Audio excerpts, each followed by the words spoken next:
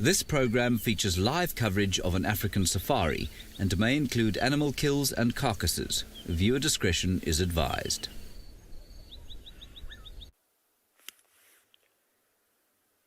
It's a very ominous day. The wind is blowing, the clouds are getting bigger, the rain is on the horizon. This is a live safari.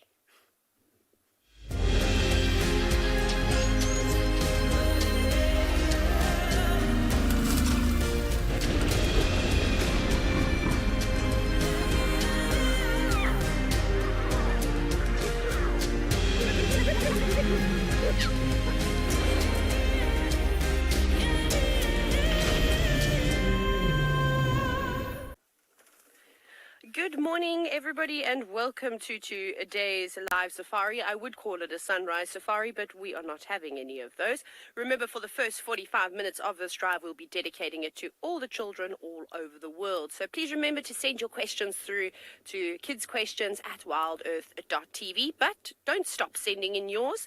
You can hashtag WildEarth or comment on the various social media platforms, and we'll get to them a little bit later. But we're sitting at quite an interesting scene with 3 lions feasting on a buffalo carcass. My name is TAYLA, and on camera with me today is Gert, and we're all layered up trying to keep nice and warm. Shall we have a closer look at those lions? So for those of you that have joined us on the last couple of mornings, you would know that the 2 male lions, one of which is fast asleep and the other one which is eating on a carcass, they killed this buffalo a few days ago. I think we're on day 4 now, and there is virtually nothing left. They've eaten everything. The little lioness that you can see that has her back end to us, she almost looks like she's a cub, she's so small, is just chewing on one of the legs of the buffalo. So that's when you know that all the best parts have been eaten. So this little lion we think is related to these boys and probably a younger sibling, but she lives on her own. But they're all, at one point, were a part of the Ngati pride, and it wouldn't be uncommon for them all to meet up if the rest of the lionesses that have moved off just north of our traverse do come back down this way.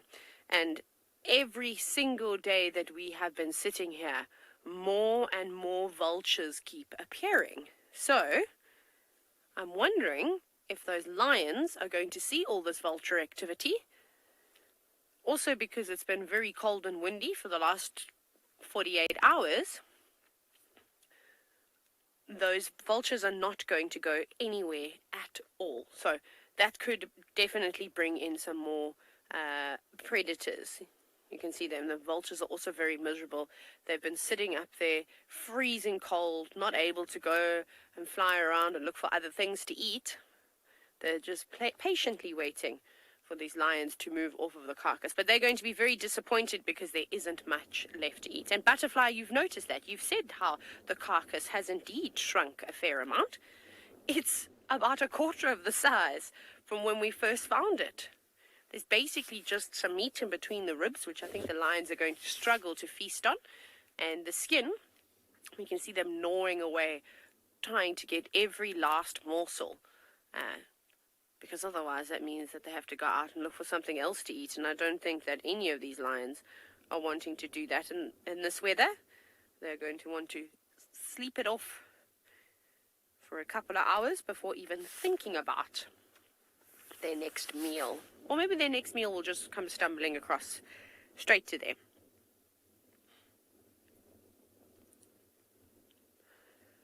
Jared, at this rate, this is buffalo jerky. It is no longer a fresh carcass. If you're not sure what jerky is, or as we call it in South Africa or Africa, biltong, it's basically dried meat that is normally flavored in South Africa with a coriander and some other spice.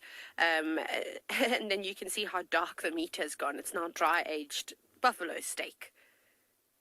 But there really isn't anything left. And like I said, you can see that they are struggling. That male lion at the back, he's gnawing on the hide, trying to pull little bits of flesh off. But it's quite difficult when you've got such a big mouth and such a big head. And I'm hoping that the vultures do come down today. And I think that this might be the end of the carcass for the lions. And it'd be really great to see how these specialized feeders, the vultures that is, are able to get into all the nooks and crannies of the vulture, of the buffalo that the other predators aren't able to reach. But they've really drawn in quite a big scene. We've seen black-backed jackals as we arrived, just lingering on the outskirts. The hyenas are just hiding about in the grass, trying to keep out of the wind. And once these cats do move, it's going to be very exciting. It's going to be chaos. You know, James, I've sat and we've watched lions and leopards and, you know, these big cats feasting and feasting to where you would think that their bellies are about to burst, but I don't know if they can eat to the point where they make themselves sick.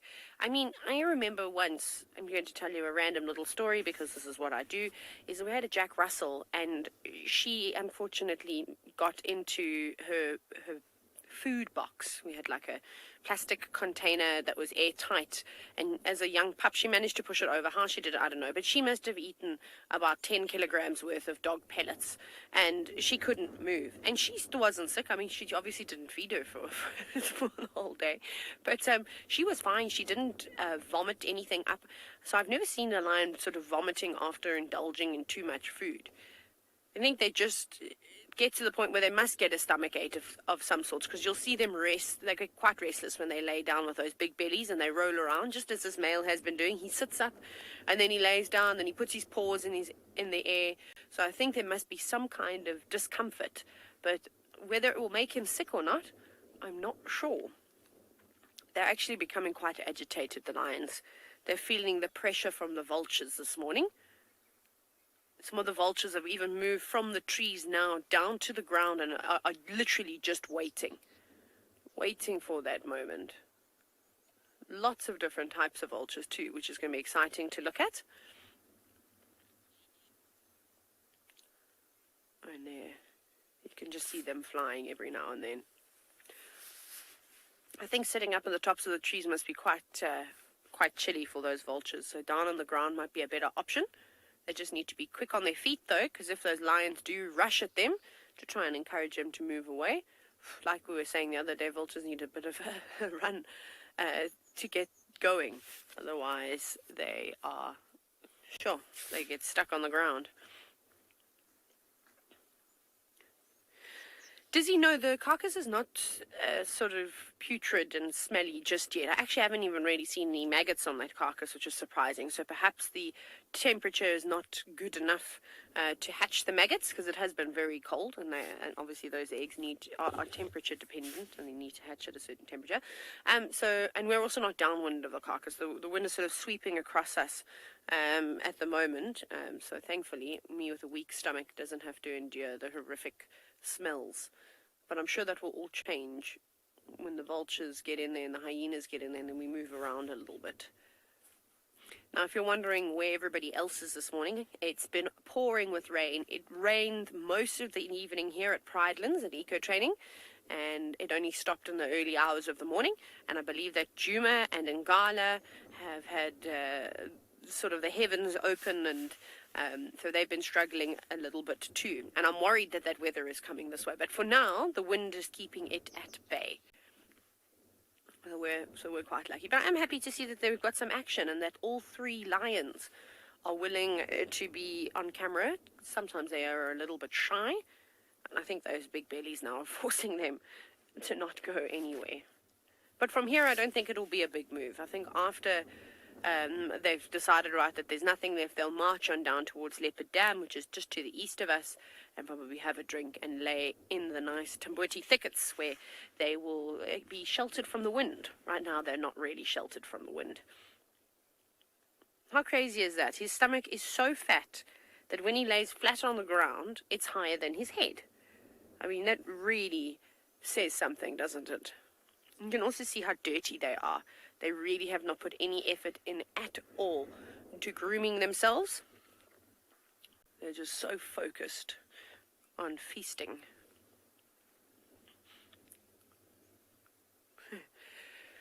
Mason, who is just 11 years old, now with being able to tell the difference between the boys and the girls when it comes to lions. It can be quite tricky, especially when they're really small.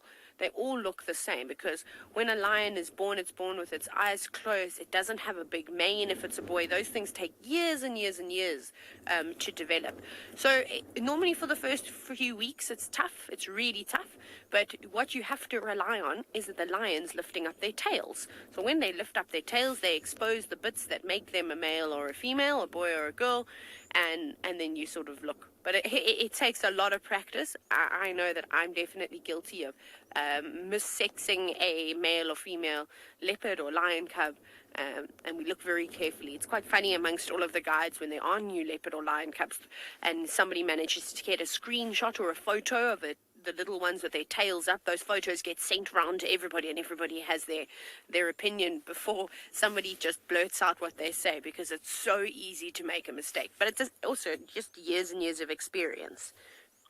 But they're very similar sizes, so it's not like, you get one that's just all of a sudden much bigger than the other.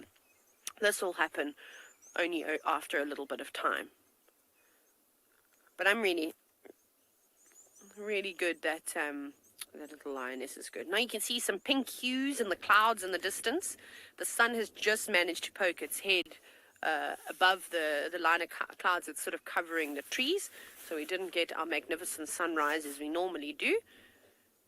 But we are in for a cold day. I don't think it's going to get more than about 18 or 19 degrees Celsius here. And I think that the wind is here to stay, at least for the next couple of hours.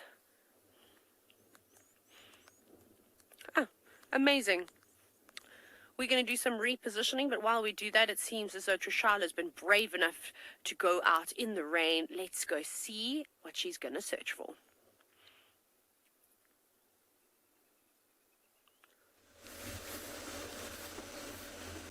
Yes, I'm brave. I finally decided to step out. It is, as you can see, very wet. I have lots of water dripping down on me, but we have some friends that are bathing. Oh, and my name is TRISHALA, by the way, everybody, and I've got BK on camera this very wet morning. And hopefully that'll mean that we can find a few smaller things, as it is, as it does go when it's rainy like this. But maybe we might even be able to see some leopard tortoises or speaks-hinged tortoise walking about. Here we have a starling taking advantage of the water. I always like to remember that for the animals, this is just amazing. Another bout of rain. Maybe dry season won't be that dry. Things are still pretty green, and they'll become greener. Mushrooms will start to pop out.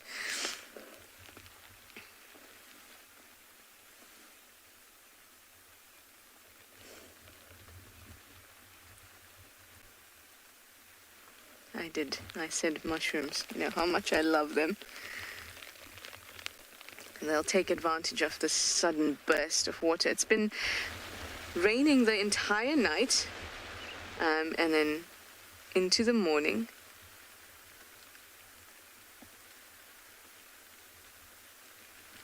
I see some wildebeest running up ahead of us. Let's go and check it out.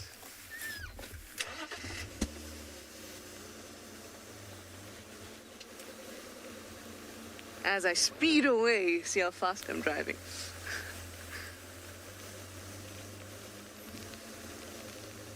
It's just too wet to drive much faster than this. Oh yeah, this is Ferrari Safari. Ultimate Ferrari Safari.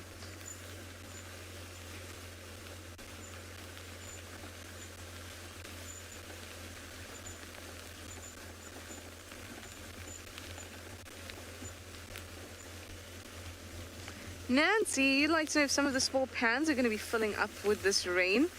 They'll definitely become a little saturated, so the soil will be saturated.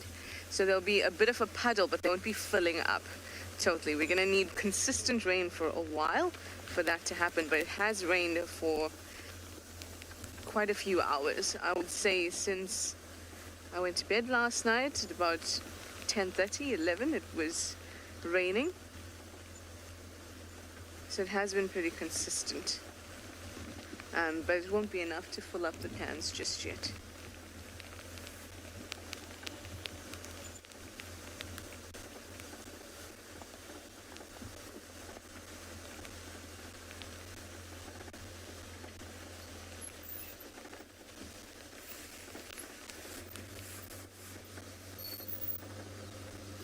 Morning. Good morning. Yes, it's going to be one of those drives, I think. Why the long faces, wildebeest? Do you not like the 13 degrees Celsius, 55 degrees Fahrenheit, and rainy weather?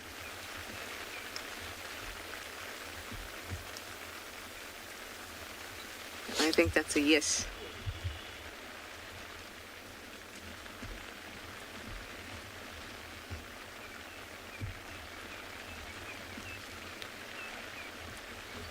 Quite a bit of running around and chasing happening. I'm going to move forward. Oh, maybe they're coming this way.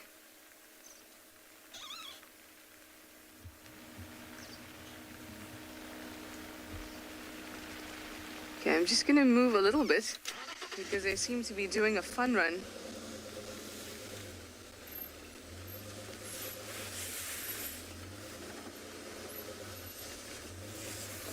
See that there? Oh, and they all just stop in time for me to show you.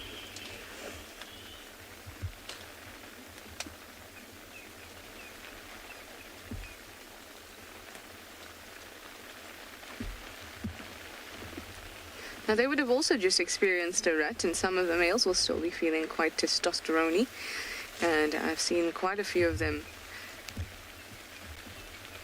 kind of displaying aggressive tendencies, but not aggressive in the sense of, well, there's some running. Not only aggressive in the sense of, you know, drawing and fighting like that, but lots of chasing, lots of snorting.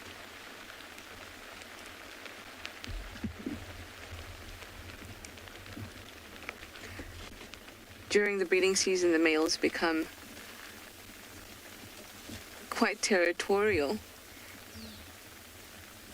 and solitary. Let's just move again, BK, sorry.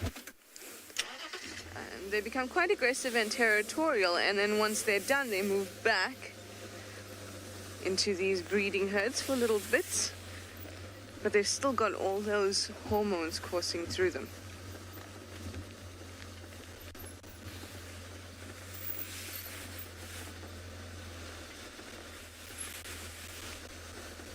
Okay, now we can see them more. Hopefully they'll show us their race again.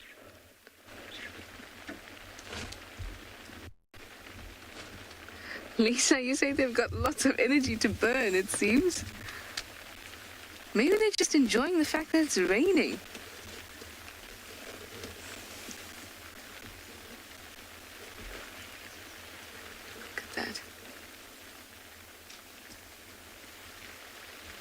While they were snorting.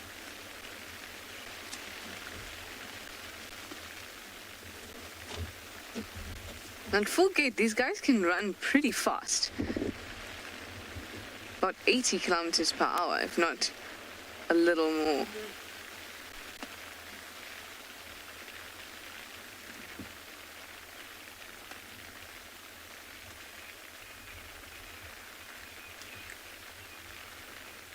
And some are really gunning it there.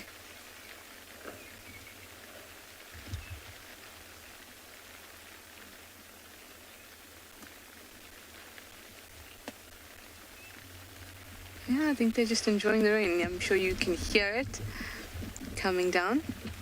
It's quite pleasant and soft. But it definitely is consistent in coming down, soaking us up and the ground. Anyway, Steve has found some birds that are enjoying the rain too, so let's go over and say good morning.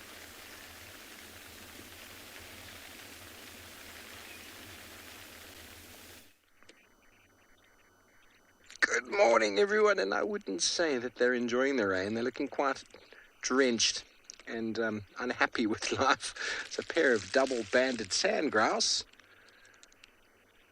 You know, they waddle along. They make a very nice track in the sand.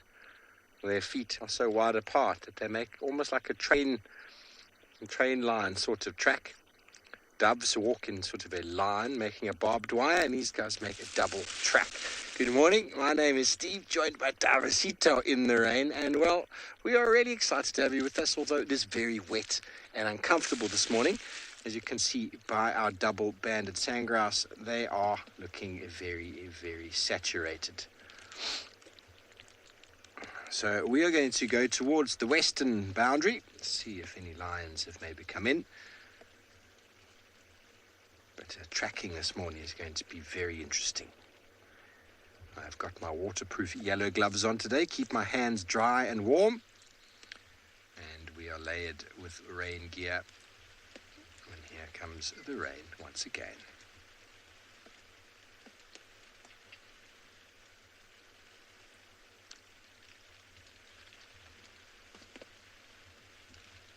Okay, well, we're going to continue on. Puma, that's, you know, this rain is unprecedented really for this time of year. It does happen from time to time, but alate's not really about temperature because termites maintain equal temperature in the burrows. So underneath the burrow there, the termites are going woo, well, most of them anyway. And if there's rain which saturates the ground, you can get an emergence of alates, definitely. Obviously, it's more common in the summer months. But those alates are normally standing by. They're normally standing by for an event like this.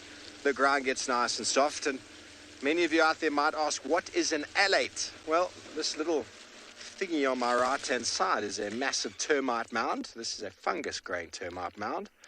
And alates are the reproductives of termites as well as ants. Now, many people call them flying ants. Some people even call this an anthill. But it's not anthill, it's termite mound. And alates could be termites or they could be ants. But it is the reproductives. So the kings and queens that go off to fly and then to form a new colony.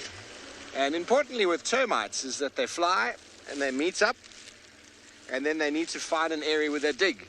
And the female will dig into the ground with the male. They'll mate, have a few eggs first of all, and then a new colony starts. But they can't dig if it hasn't been raining.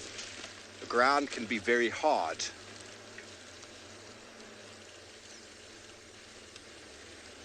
So this is the perfect kind of moisture. Oh, very good. Well, TAYLA McCurdy, hopefully she's not getting too wet, but she's already found you some lions.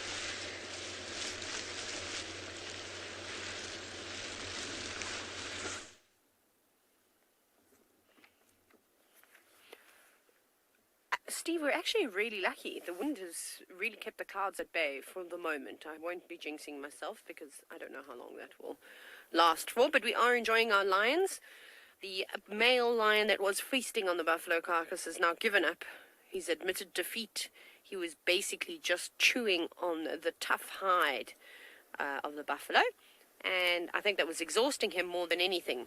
So earlier I'd said that they hadn't paid much attention to cleaning themselves. Why would you bother wiping your face every minute with a napkin if you were just going to carry on eating? But now that he's obviously finished, he's licking his paws, making them nice and wet with his tongue, and then you'll see how he uses them to wipe parts of his face that he cannot reach with that rough tongue.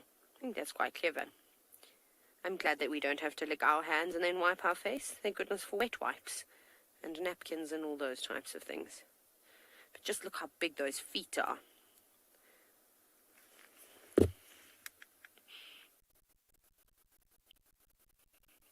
Now he's looking a lot better, a bit more to keeping him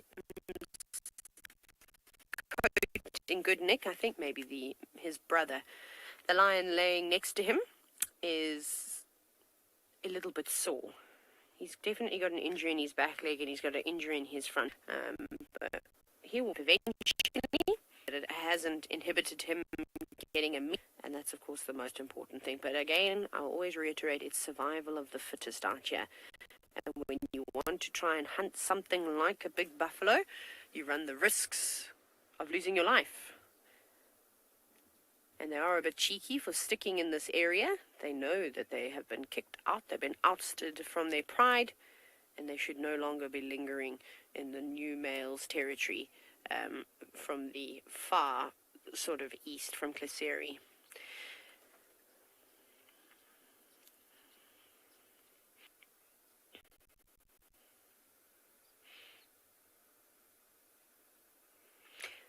Now, a lovely question from young Johan. So, animals that utilize the rain are pretty much the herbivore species. So, what you'll normally see in this area is when there is a lot of rain, say like near Satara, for example, which is an area in the Kruger National Park, and there's lots of open grasslands there and basalt plains. It's really quite lovely.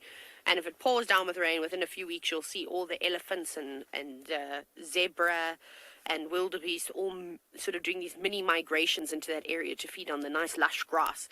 But then if there's rain down in the south, then a few weeks later the elephants and those same animals will head down there. So those species of animals don't hold permanent territory, so they don't need to live in one spot for their whole lives. They basically do, farmers would do cattle or any of their domestic animals, and they rotate their feeding areas. So it's like if you had horses, for example, you normally don't just have one big paddock, you'll have 2 or 3 sections, and you'll let them graze for a week or so in one paddock, and then you'll move them to another paddock to allow that area to revitalize itself, so for the vegetation to have a chance to grow back. Because if the animals know this, graze an area right down to the ground, they're going to have nothing to eat. So if they have the opportunities to move into other areas to feed, they will do so. And if there's rain around, which is very unusual for this time of the year, they'll normally head into those areas because this vegetation is kick-started just by a little bit of rain. Grass in particular doesn't need very much water to grow. It's actually quite incredible to see. So they will do that. Things like lions and leopards that normally hold territories or a home range in a particular area, they don't sort of move them around too much.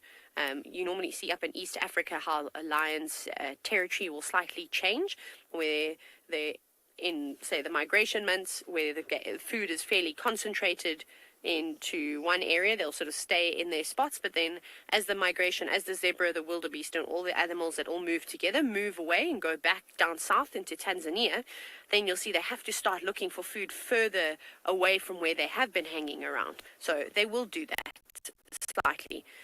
Now that'd be nice, Mr. Lion. What on earth are you chewing on?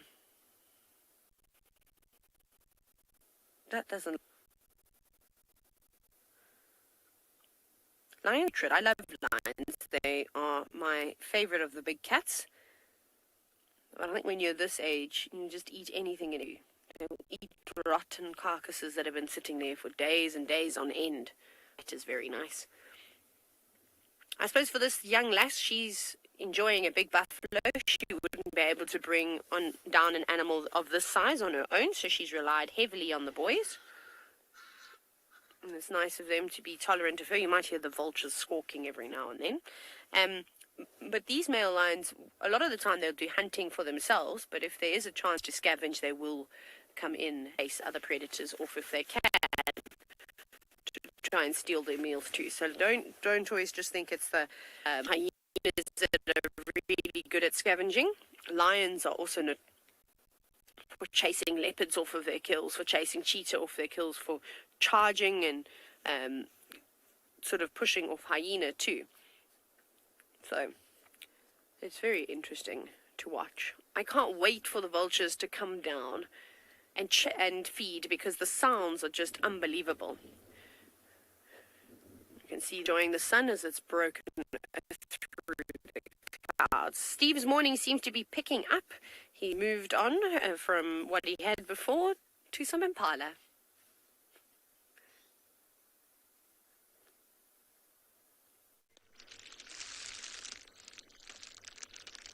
Thanks, TAYLA. There are some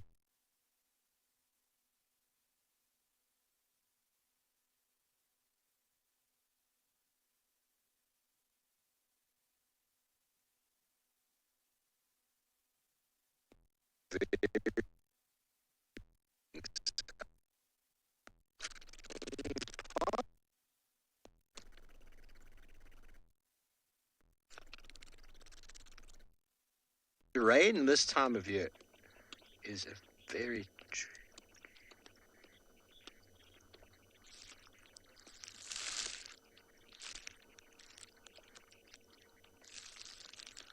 sorry about the robotic voice there, everybody. Seems like we had a dip in internet. We are back. So rain this time of year is a tricky one because the environment hasn't essentially evolved with rain this time of year, which means the animals going into these cold winter nights, getting wet like this, can lead to illness. But what will happen is the weak individuals will get ill and potentially die.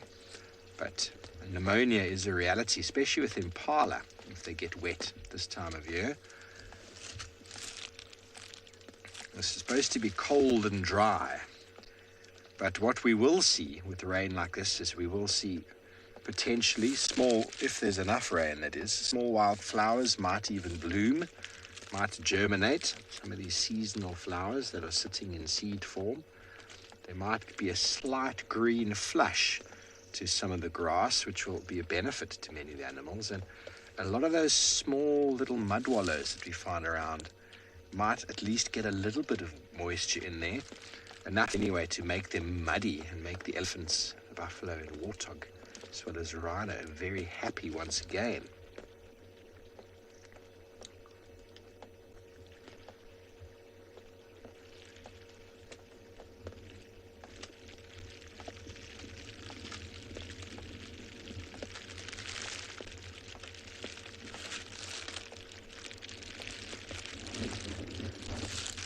Indigo Girl, yes, you've had a great year for rain, and this will definitely assist in the greenery. I don't think this kind of rain will influence the water table at all. This very soft sort of rain, it's just been incessantly soft. It cuts in at an angle, and it's the problem with this kind of rain, it gets into our gear. But this kind of rain, nice and soft, is what really filters into the grass layer and benefits the very high, or the top level of vegetation, which is wildflowers, forbs and grasses. There won't be much runoff. It'll all just be seeps into the soil. When we have rain like this for 2-3 days in the summer months, it is the best for the vegetation. And once the sun comes out, I'm sure the birds are going to be very excited. They're going to wash themselves on all the leaves. No animal will need to go and drink today. They just have to lick the vegetation. So checking water points today is going to be not as necessary as normal. Although I've never really noticed a predator licking the vegetation off the grass.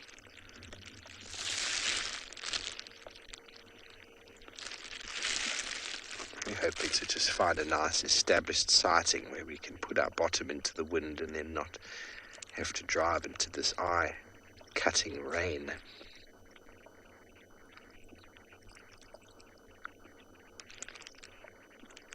They are such pretty antelope, aren't they, Impala? Jeremy, we should feel sorry for them. Shame, poor fellows, don't have anywhere to go in the rain. But it's a question we get asked all the time, especially by kids, is where do the animals sleep? And, well, they sleep just right here, right where they are. See how jumpy they are.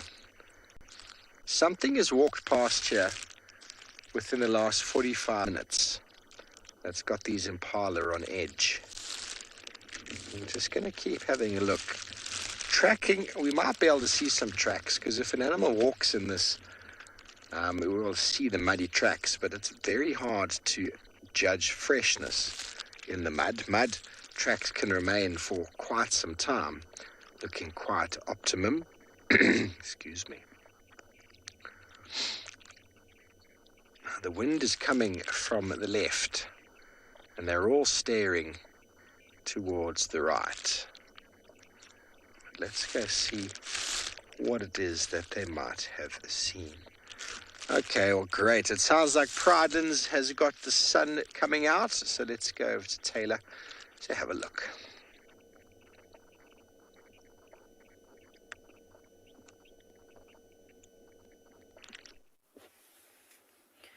We're trying desperately to warm up. Oh, who's growling?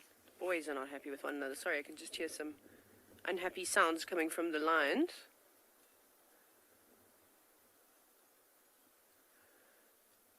I think somebody sat on somebody.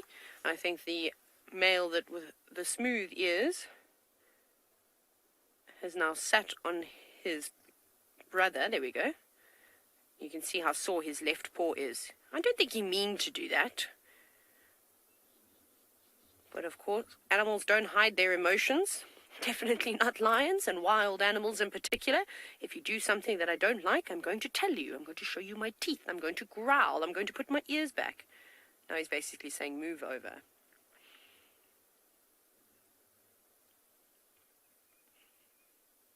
The other male doesn't seem to be, not perturbed one little bit. And that's very typical of lions.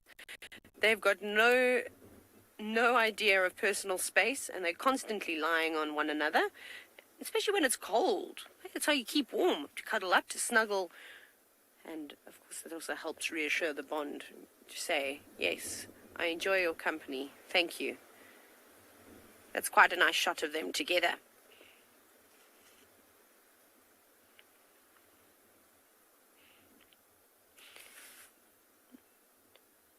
It'd be great if we got some more questions from all of the children from all over the world, so please send them on through. Remember, kidsequestions@wildearth.tv. We're waiting for you. I'm sitting here ready, hoping that you'll ask me some questions about lions, about vultures, about anything really. And then, of course, for the rest of you, please keep hashtagging Wild Earth. We will be with you shortly. But, Gert, should we have a look at that vultures again? I think so. Sorry, it was just very exciting. We did want to talk to you about the vultures, but then the lions started making noise, of course. Attention-seeking cats. But here we have two white-backed vultures perched in a marula tree. You can hear the others squawking and squabbling. Like I say, the patience is growing very thin amongst these feathered creatures. They're sitting on top of one another, running out of branches to perch on, which also means, just like what's happened with the lions, that they end up landing on top of one another. So you can't really see the white back on the white-backed vultures right now because it's sort of beneath the feathers and between the two wings, but if they do take off, they'll expose that nice white patch. And this is the most common species of vulture that we see in this region, but I've seen 3 different species this morning, which is exciting. So we've got the white-backed, we've got the hooded vultures, which I think you saw briefly fly across the screen. I don't know if Gert's going to be able to find one. They're hiding. There we go. The bottom right one is a hooded vulture, more smaller species, and then the leopard-faced has joined us. So, Ray, this is typically what you'll see with vultures, is they'll sit perched in a tree like this with a predator down below and a carcass that they're desperately waiting to get to. Vultures have got incredibly stubby toes, and they don't really have the foot structure that would allow them to hunt like other birds of prey. So they're also not great flyers in the sense that they're agile. They are good flyers, but there's going to be no acrobatics for them. You know, they fly over 30,000 feet in the air and ride the thermals and glide most of the time. They do very little wing flapping, as it's not, that burns quite a bit of calories and energy, and they need to conserve these types of things. So they aren't able to really hunt for themselves. But there have been some recordings of vultures hunting. I think it's the Cape vulture that occasionally has done so. But like I said, if you look at their feet, it's a bit difficult now because they're not... Actually, sorry to be a pain. I know you've pulled a wide shot, but can we try and have a look at a close-up of those vultures that are sitting on that oak branch on the marula? I just want to see how good of an opportunity... Okay, so you can see their feet there. So they've got these obviously claws, but they're not super sharp. You've seen what their beaks look like. They're very good for tearing into flesh. But in terms of being able to hold prey and carry it to an area, that's not really going to work very well. And also, I think that their prey would hear them flying down towards them. They're not silent flyers. They make a whistling sound when they sort of glide on down, or if they're diving out of the sky down to the ground. So, no, not equipped for hunting at all. Even though they've got long necks, you might think, why can't they fish? But they don't have a spring-loaded neck like any of the heron species or the egrets that are particularly good fishing birds. But those long necks are designed to get into all sorts of cavities within the carcasses. So this is what they sort of wait for. But at this time of the year, it's fairly easy for them to find food because it is dry season. This is when the predators start to thrive. And vultures are important as the part of the cleanup crew. I mean, if we just had carcasses around all the time, it would be a bit of a disaster. There'd be so much bacteria, so many diseases that are thriving. But what is going on? Have we got some vulture mating happening there? Oh, how exciting. Yeah, look at that. Bit awkward on a tree.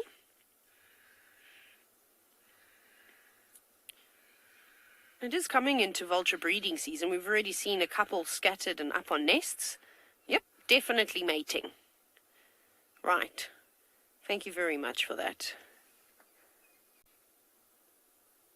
Now it's gone all quiet. Okay. Nice. Very cool to see though. It's not always that often that you get to see vultures mating. So yeah. Ruffled his feathers a little bit. We'll have to go back and visit that vulture's nest, though, at some point and see if we can see a chick's head popping out. That's quite far to the east, so we won't be going there this morning. Yeah, talk about linking. Ah, goodness. So, yeah, so you can see, I actually can't even tell you how many vultures are here, but there's more than 30, at least. Those are just counting the ones that I can see on the tree. But when we arrived at Leopard Dam, there was a whole bunch scattered out in those trees. Oh, we've got a second round of mating happening. Is it a different bird mating with that female now? Yeah. Goodness gracious. There was all sorts of action. Here you can see the hooded vulture nicely on the right-hand side. Oh my goodness, Kat, look, it's all happening.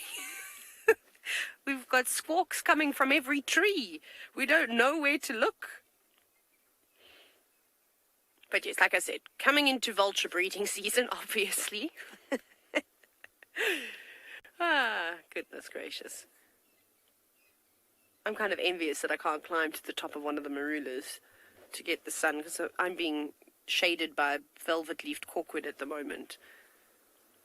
And I've decided that they are my least favorite tree, because the fruit doesn't taste very nice. It made me feel sick, so I won't be eating that ever again. Maybe I'm just overly sensitive. Also, the fruit wasn't ripe, so I suppose that was my own fault. Don't eat unripe fruit from a tree. Don't be me. Yes. Sometimes I don't make the greatest decisions. But somebody that does make really good decisions and is as patient as these vultures is Dylan. The sun has risen. Let's go over to Tswalu.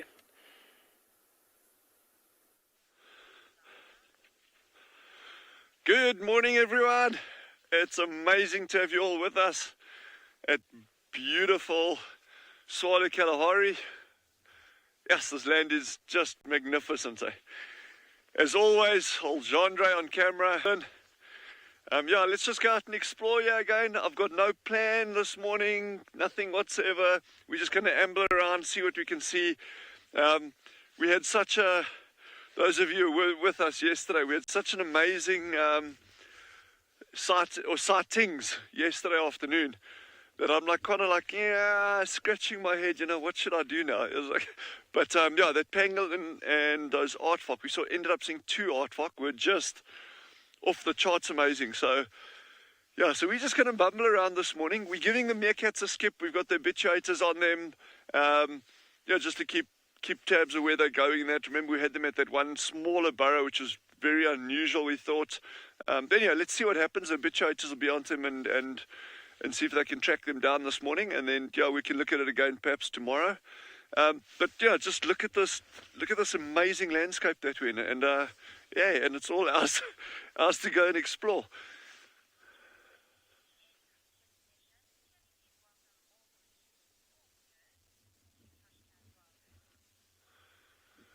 So those of you who are with us, it is the end of the kids session. Jandra and I keep missing the kids session. I think someone's got something against us. It's actually just the light. But yeah, so welcome to all viewers. And, you know, Wild Earth hashtag, you know, use that. Please feel free to ask us any questions. If you've got any comments, yeah, it'll be great to hear from you. I love getting feedback in terms of, you know, what we're talking about and that as well. So please feel very, very welcome to pick our brains and just, yeah, enjoy it, join us and have fun. You know, this is what we have for, is to learn together. It's not a one-sided thing, this. So yeah. Morning, Jean-Ray. Wave at everyone. He's waving at everyone. It's interesting this morning in terms of the weather pattern.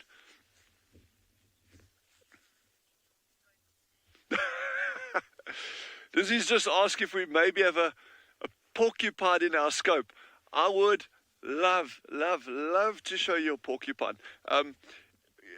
In winter, like with these colder temperatures that we got now, it's not impossible that you can get them out in daylight hours. So obviously, as Jandra and I are moving around, we'll definitely keep our eyes open. We do have, so that'll be porcupines. I have one exceptional species that I want to try find, but that is going to be over the coming weeks. That's not something I can go out and say, okay, well, we're going to go find it and we're going to get some nice shots. It'll be an exception. If we can get it, for me personally, it'll be a huge coup if we can get it. Ah, look, there's a big hartebeest bull on top of that dune up there. I think it's a hartebeest. Yeah, it is, yeah. You got in there, Jandre? That was Jandre's spotting, not mine. Yeah, credit where credit's due. But what a backdrop, eh? Yes, this is just magnificent, eh? And it never gets older. You know, it doesn't matter how many times you come out into this environment, it's just the best every single morning. Well, we're absorbing this gorgeous landscape.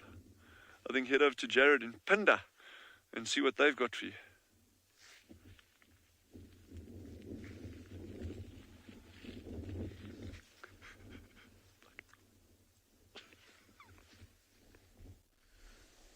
Good morning, everyone, and welcome to and Beyond Pinda Private Game Reserve. My name is Jared, and we've got Marcel behind the camera today.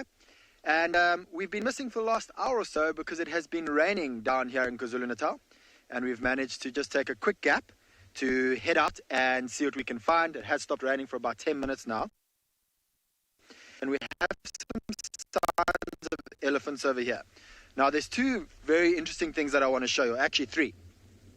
So this was before the rain, so we know that it's not fresh.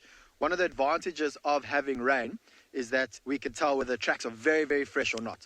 So like I said, it rained about 10 minutes ago, or sorry, about an hour ago it stopped. And so anything between then and now, if it's on top of the rain, we know it's very fresh. We've got some elephant dung here of quite a big elephant bull. I can see over here where the elephant's been scraping, but the rain all on top of that. So I expect that this is from yesterday here.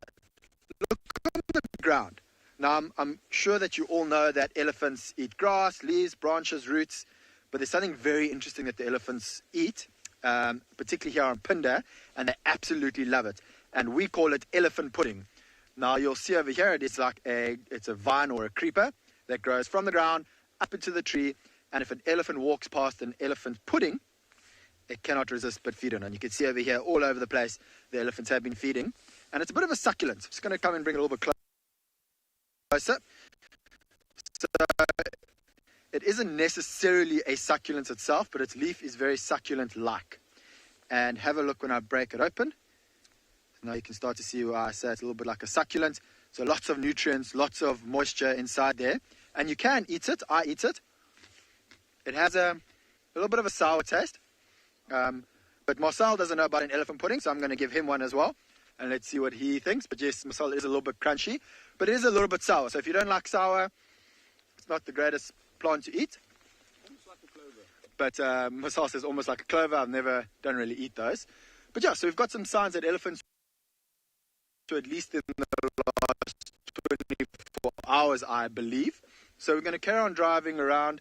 Yesterday we found 2 male cheetahs not too far from where we are here. And so I think in this area we're going to keep looking for either this elephant or this cheetah. One of the tracking vehicles who is out has found some tracks of the 2 south male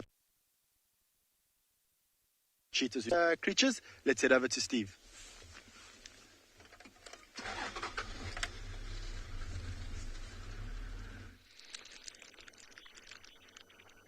Thanks, Jared. Welcome back, everybody. We are now on Simbambili Private Game Reserve. We went and just had a look at the one pan I've been looking at quite regularly, and no sign of any lion tracks, but we've found a very wet and uncomfortable looking brown snake eagle.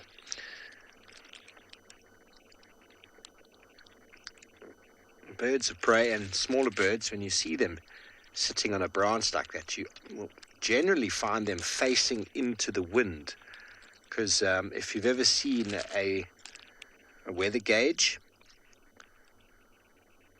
on your roof or whatever it might be, it always blows in the direction of the wind. That's because of the wind is pushing it, and the easiest way is for it to go with the wind. And so birds face into the wind so that they find it easier to perch. If you stand side onto the wind, it's just going to be blowing you sideways the whole time, and these birds haven't evolved to hold on like that. Also, when they take off, they just have to jump, and the wind will pick them up like a kite and throw them into the sky. You can see even with a very gentle breeze, the bird is trying to hold on. It's looking very uncomfortable. Shame. You can see under the wing how white it is there. Sorry, it looks vicious. It is vicious. These snake eagles, the brown snake eagles anyway, they hunt primarily from perches like this, where they'll sit and wait for something to move along the ground. Obviously, the snakes are high up on their diet, but they also feed on small rodents, monitor lizards if possible. But snakes are top on the list. But the wind has blown the feathers on his head all over the place. He's having a very bad hair day.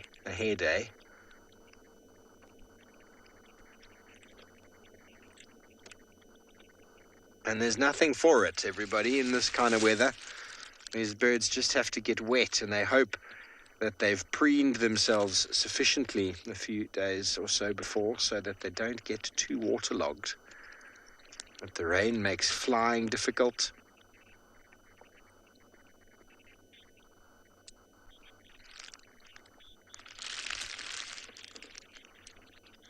Lottie, I think it's primarily to do with the fact that the wind's catching him at a bit of an angle, and he's trying to stay in one place. It's got a perch on a piece of wood there that's a little bit to the side, so the wind's catching him just from the side. So I think he's balancing, or she is balancing with the wind, rather than trying to dry. There's no drying happening right now. It's still raining.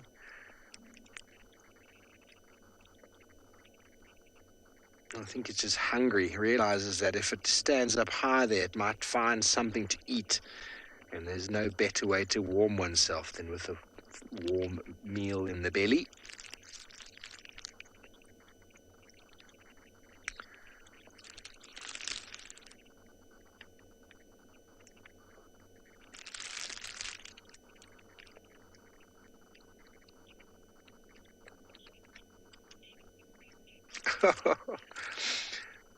Look at the birds there. That white-crested helmet shrikes bombing him. So everyone, you might hear some crinkling sounds. I'm wearing a wet weather jacket of sorts. It's more of a plastic poncho. And unfortunately, it's still on, and you might be hearing it in my microphone. I do apologize, but I need to stay dry. Otherwise, I might get sick. We don't want that, do we? No.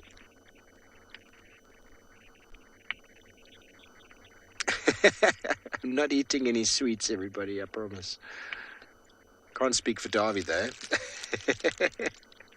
He's looking very upset, isn't he? You know when someone's had enough and they put their hands down into fists, like, oh, I've had enough. You can actually see the yellow eye now. Can you see that? Very characteristic snake eagles. Bright yellowish eye and barring on the tail. Sure, he's looking like a gangster.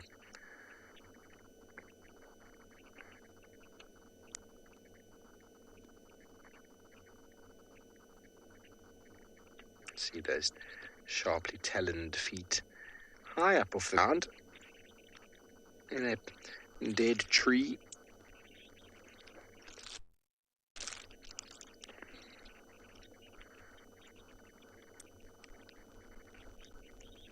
Very good. Okay, well, from our feisty looking bird, let's send you over to some cats acting the same way.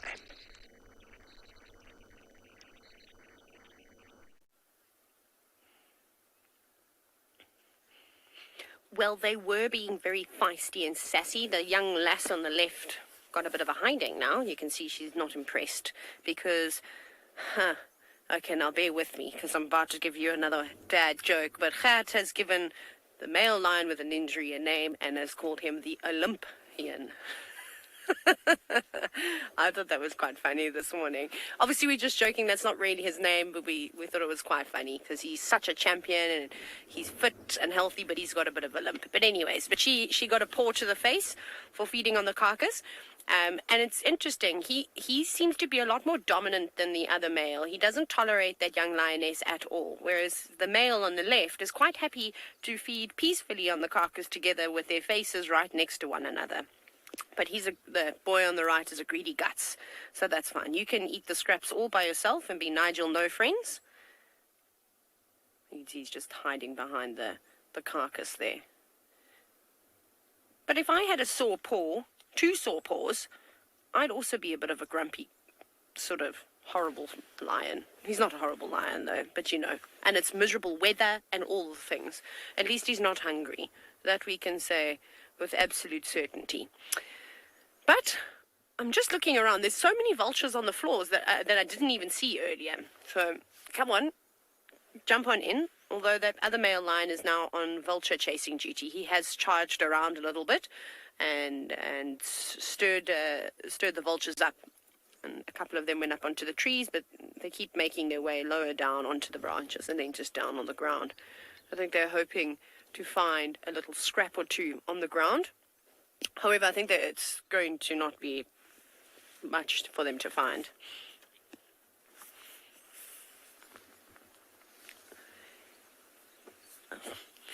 Young Emily, who's only 6 years old, you've inquired about vultures and why some of them have feathers on their necks and others don't. So if you look at these vultures, so we've got white-backed vultures here.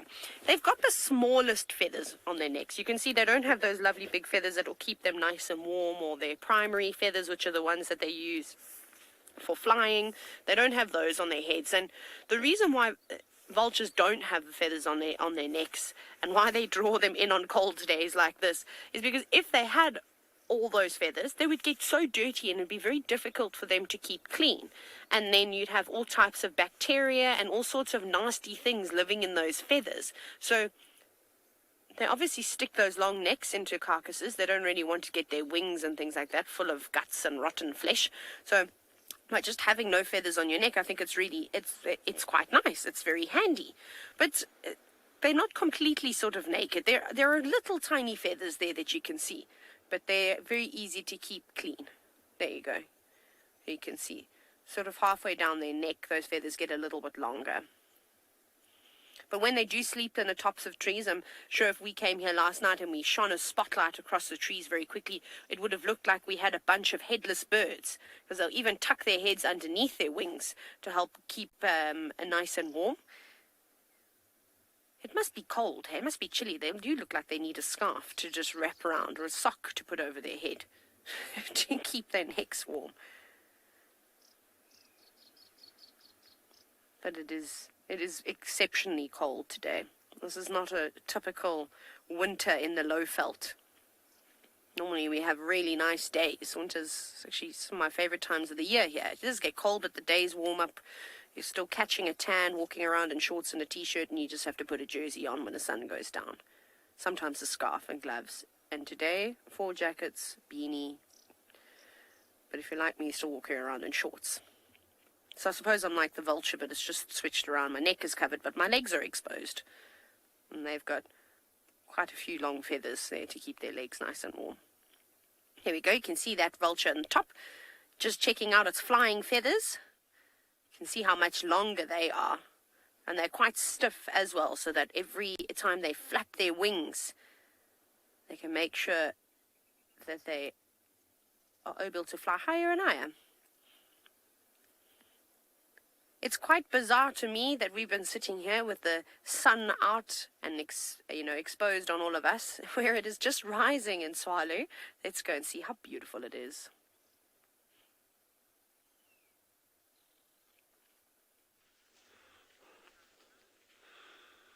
Yeah, so we've just had this magnificent sunrise. As it's magnificent every morning. I say it like it was just this morning, but it's every morning it's like that. But what's incredibly interesting is that to see the extent of this front that's been moving over the eastern side of the country and actually pushing right up to where we are. You know, our colleagues down in the Lowveld, they were actually having rain yesterday afternoon and this morning. And you can see that it's kind of like fading now, but, you know, right across to the left, just, you know, all the way from where the sun is going across to the left like it. There's a cloud bank that's slowly pushing in this way. And the wind has switched direction yesterday, almost 180 degrees. So now it's pushing from a high into a low pressure system, and that's what's bringing those clouds in over there. So it'll be interesting to see how it develops over the course of the next couple of hours. I don't think there's going to be any impact whatsoever on our game drives or anything in that. Yeah, in fact, I love it out here if we do get rain. I was just saying to Jandre, one thing you learn about living in the Kalahari is you will never, ever, ever, ever, ever complain about rain again. Yeah, stay here long enough and you'll appreciate every single last drop that falls. Doesn't matter how cold it is, or how heavy or how light it is. If you get rain, you're very, very grateful for it. So I just want to show you something, and I'm not going to give the game away. I'm not, because this is going to take weeks, I think, to get right. But Jandre, I don't know if you're going to be able to see it here. So the angle for Jandre is not great of here. But if you can see, I'm going to step on that side so I'm out the way. You know, going from under this bush here, you got this little path with multiple little footprints in and out here. And that is going to be one of our big missions over the coming weeks. But like I say, you need to have a lot of patience. It is, I think if we get it in a short space of time, it will be exceptionally lucky. So I think it's going to be a couple of weeks. But I'm not going to give the game away. So this is going to be a long-term goal of ours. And yeah, I hope we can see it. But I just want to show you someone else that's been joining us for a while. And she hasn't, you know, there you go.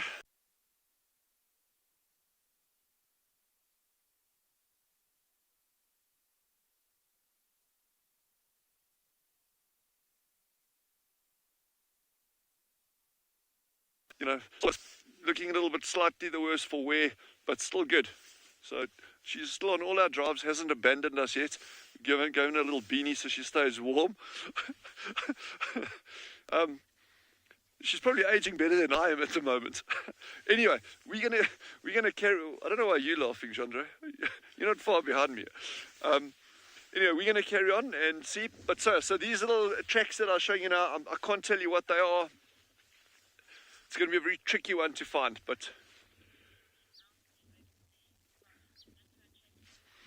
so Robin and Francesca have just asked, aren't we scared being out in the open? Like I said, absolutely no ways, not a single day ever. There's no, these environments are, it's like any place, you know, if you understand your environment, and you learn about it, you've got absolutely nothing to worry about, nothing to fear. I mean, it's, you know, yeah, we got snakes here, but you understand the behavior. you know what they are, you know what to do, that kind of stuff. So it's not, and lions and whatever else, there's really nothing to worry about. It's actually, in fact, people think, well, what if you're out here by yourself? Or like, don't worry, animals do their best to avoid people most of the time, and that's why you got to go to parks and you've actually got to start looking for things, because otherwise they were just practically flopping down waiting for you. Sometimes it's like that, but I mean, animals don't go out of their way to attack people, catch people, that kind of thing. And cases that you do get like that are certainly a lot less common these days, and there's normally very, very, very good reasons for that. But yeah, no, I'm totally comfortable in that, and yeah, and it's fun.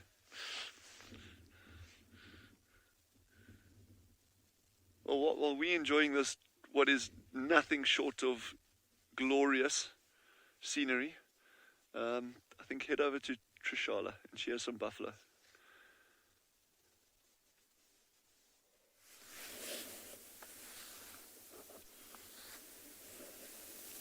I am enjoying my buffalo.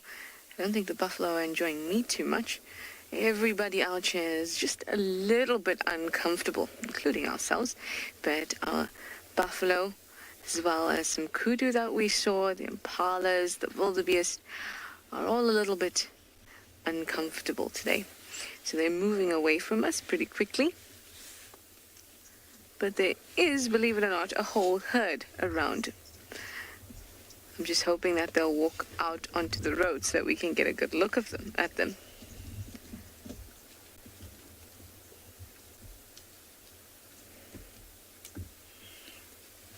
Oh, peeky, right at the end, someone's popped out onto the road.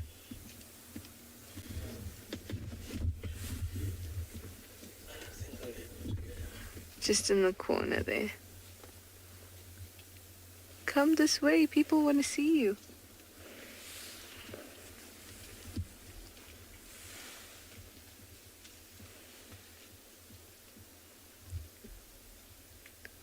Wow, I actually thought it was going to listen to me for that moment.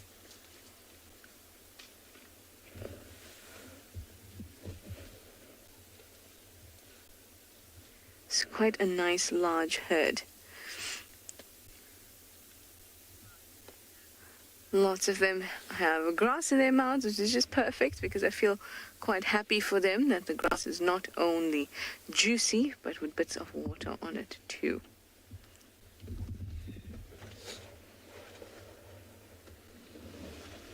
I'm sure that makes them feel good. Exactly, it's not just chips, it's chips with some sauce.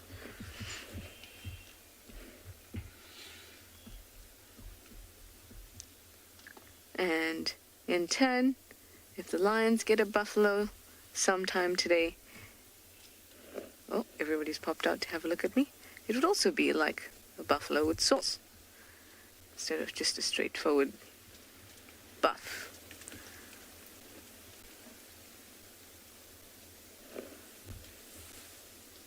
I love how they've all come out to say hello.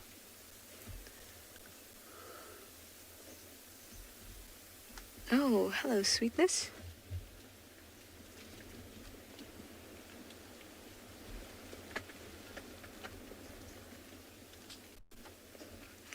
Butterfly, you say you love a baby buff. A baby buff has a very cute face. Very, very cute.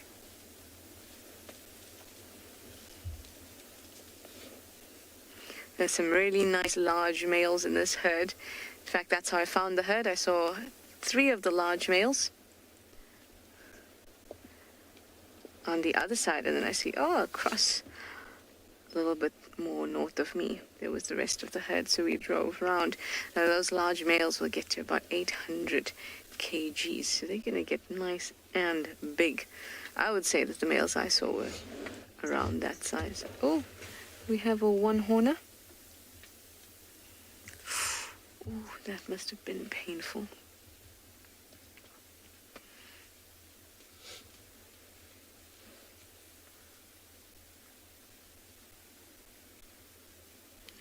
It's a unibuff. similar to a unicorn, but this variety is only found in South Africa. Good thing I don't have. Did you hear that?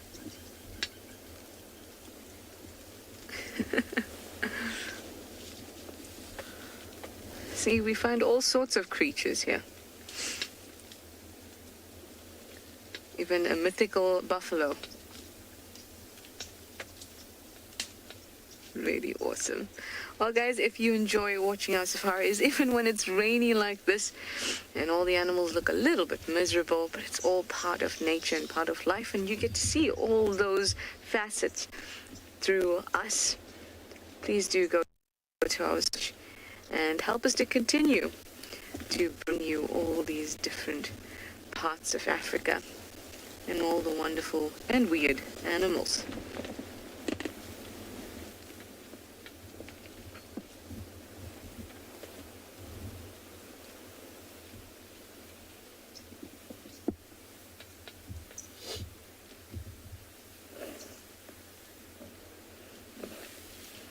I'm going to see if I can edge a little bit forward so we can get the silver cluster leaf out of the shot. And, oh. Actually, maybe not. There's a bit of an unhappy buff next to me on the left. A little bit nervous. Not actually looking at me, but a little bit nervous. I don't want to startle him.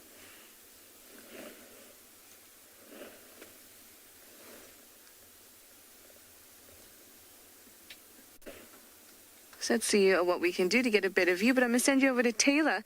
She has some very brave vultures.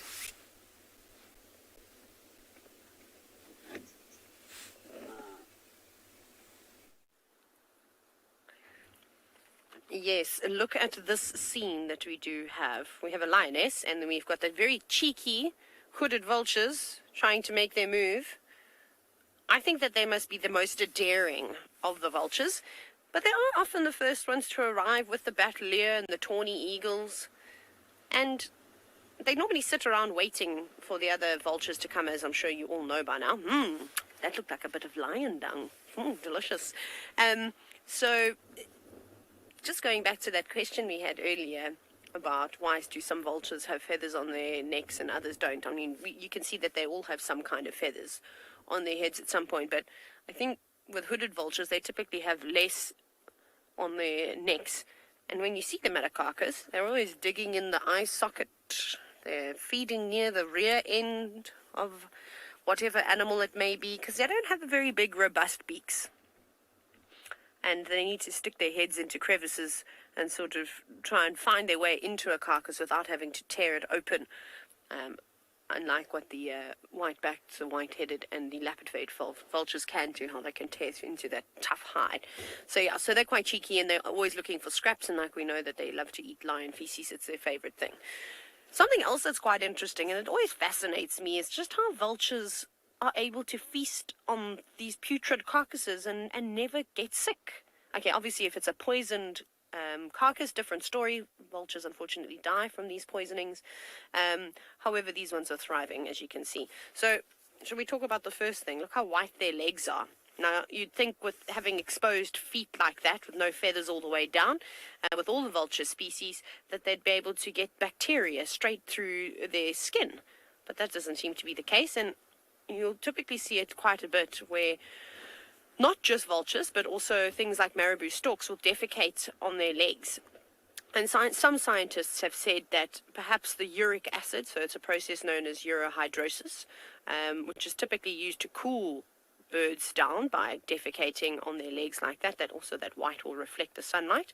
But they think that the uric acid inside the feces that they're defecating onto themselves must be able to combat some of that bacteria and kill it.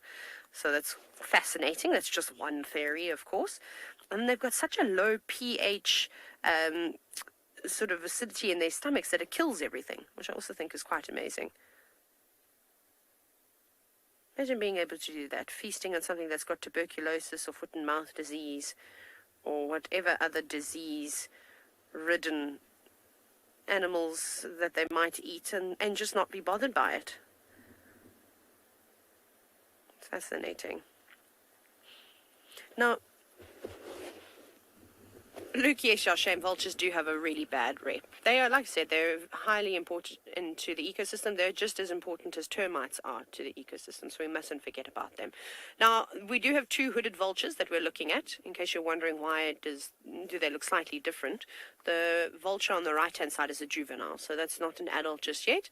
And I'm starting to wonder if the hooded vulture's breeding season is slightly earlier than the white-backed and the leopard face, because we've been seeing lots of juvenile brown hooded vultures fluttering about. There are actually quite a few of them with the adults. You see, being shown the ropes on how to feed on a carcass, where to look for lion feces, and how to, of course, be sneaky, because I think a very important part of being a vulture is trying to be sneaky and sneak up and around to get a piece of the carcass before everybody else gets there. Otherwise, if you come on late, you're in a bit of trouble. But it's all really nice. It's actually got colder. It's definitely much colder than we started this morning. Some of the vultures have gone back to bed. There were a few earlier that have tucked their necks back underneath their wings, not happy with the day. But I think we might carry on from this carcass. We'll give it a couple more minutes and see if any action develops. Otherwise, off you go across to a scene where, well, Steve is surrounding himself with water.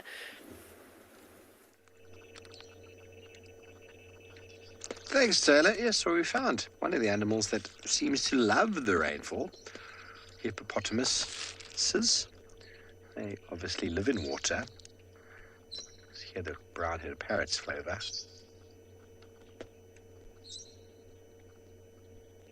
Yeah, that very squeaky, rusty gate-like sound.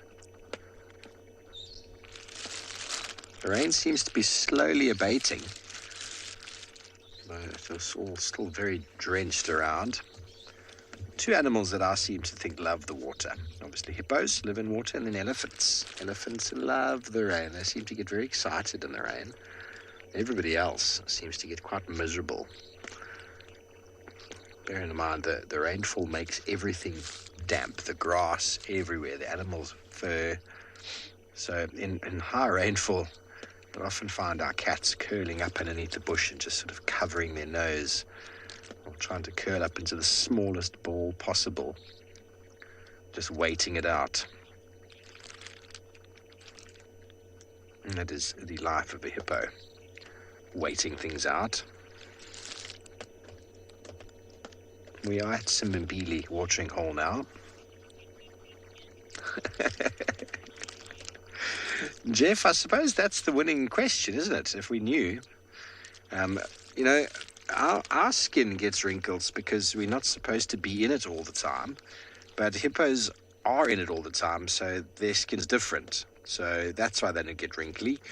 I don't really know. I mean, hippos are in the water for hours, all day long, and they don't get wrinkly skin. I suppose that's one of those things. If you live in the water, you know, you've evolved not to get wrinkly skin. Otherwise, that would just be weird, wouldn't it? I think we're probably the only ones who get wrinkly skin. He's had enough now. He's under the water. Now he's pretending to be a rock. We're playing a game, charades, now. The hippo's doing a rock. I can only guess a rock. Maybe he's doing a humpback whale. There we go. You see, so having the eyes, the ears, and the nose on the same level means that the hippo can keep most of its body submerged while still being able to see, breathe, and hear.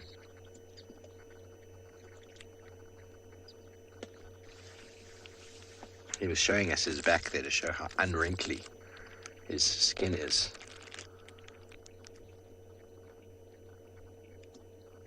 And I say he because he's on his own in this dam. Daniel, hippos are the best at charades, especially when it comes to slow-moving large objects in the water. They're very good at those. But then there's the ones when they use hand signals, not very good, I've noticed. I jest, everybody.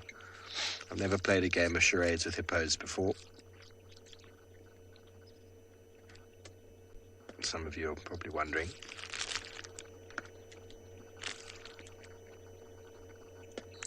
But we have stopped at a nice scenic viewpoint, and Davy and I had a quick coffee, which is one of the highlights of being on game drives, especially in the wet weather. That moment when you stop, stretch your legs, have a nice cup of coffee, socialize a bit, or just sit quietly on the side and just listen.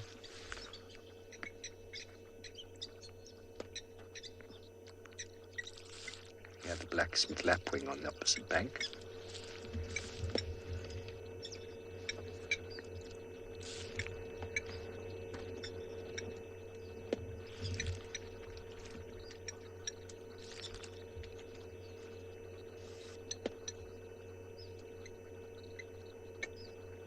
Many of the South Africans out there would probably understand coffee meant itzy in the early morning. Not that that's what Davy and I have done this morning, but lovely little Amarula coffee or something, Davy, hey? Those of you who've never had Amarula cream, very, very nice liqueur. It goes wonderfully well with coffee, especially in the morning when you're feeling a little bit. Goes well with hot chocolate too.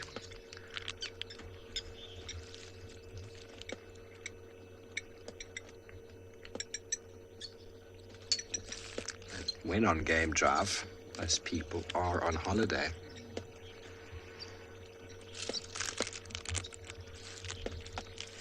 Finds out my mum wants to know who's got the best waterproofing. Wow. Well, birds have to apply waterproof, yes. Without the preen oil, they don't have waterproofing. We've all heard the term like water off a duck's back. It's exactly like that. The purpose of preen oil is to keep those feathers dry. Have you ever gone and washed a down jacket or feather pillow? It takes an enormous amount of time to dry, so they've got to keep the water out. Obviously, animals like hippos and frogs and reptiles are all very well adapted for the water, but furry animals, there's no waterproofing at all.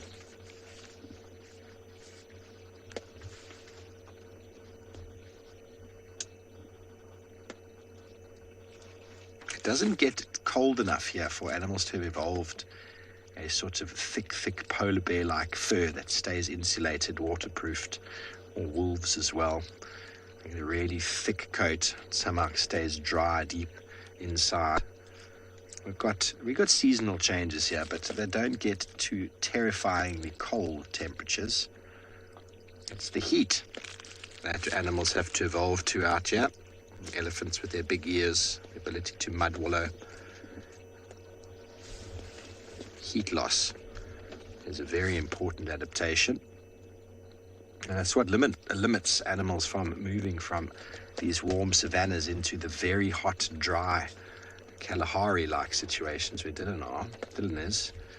Kalahari gets extremely cold in the winter and at night, and then the days can change enormously. That's why a majority of the animals there have evolved to live in subterranean burrows or to nests elevated with insulation. Desert adapted animals are remarkable. Not just animals, but plants as well. It's about the heat generation or heat removal, as well as water loss. So, well, I love talking about the deserts, and the one desert we get in South Africa is the Kalahari. So let's send you back over to them.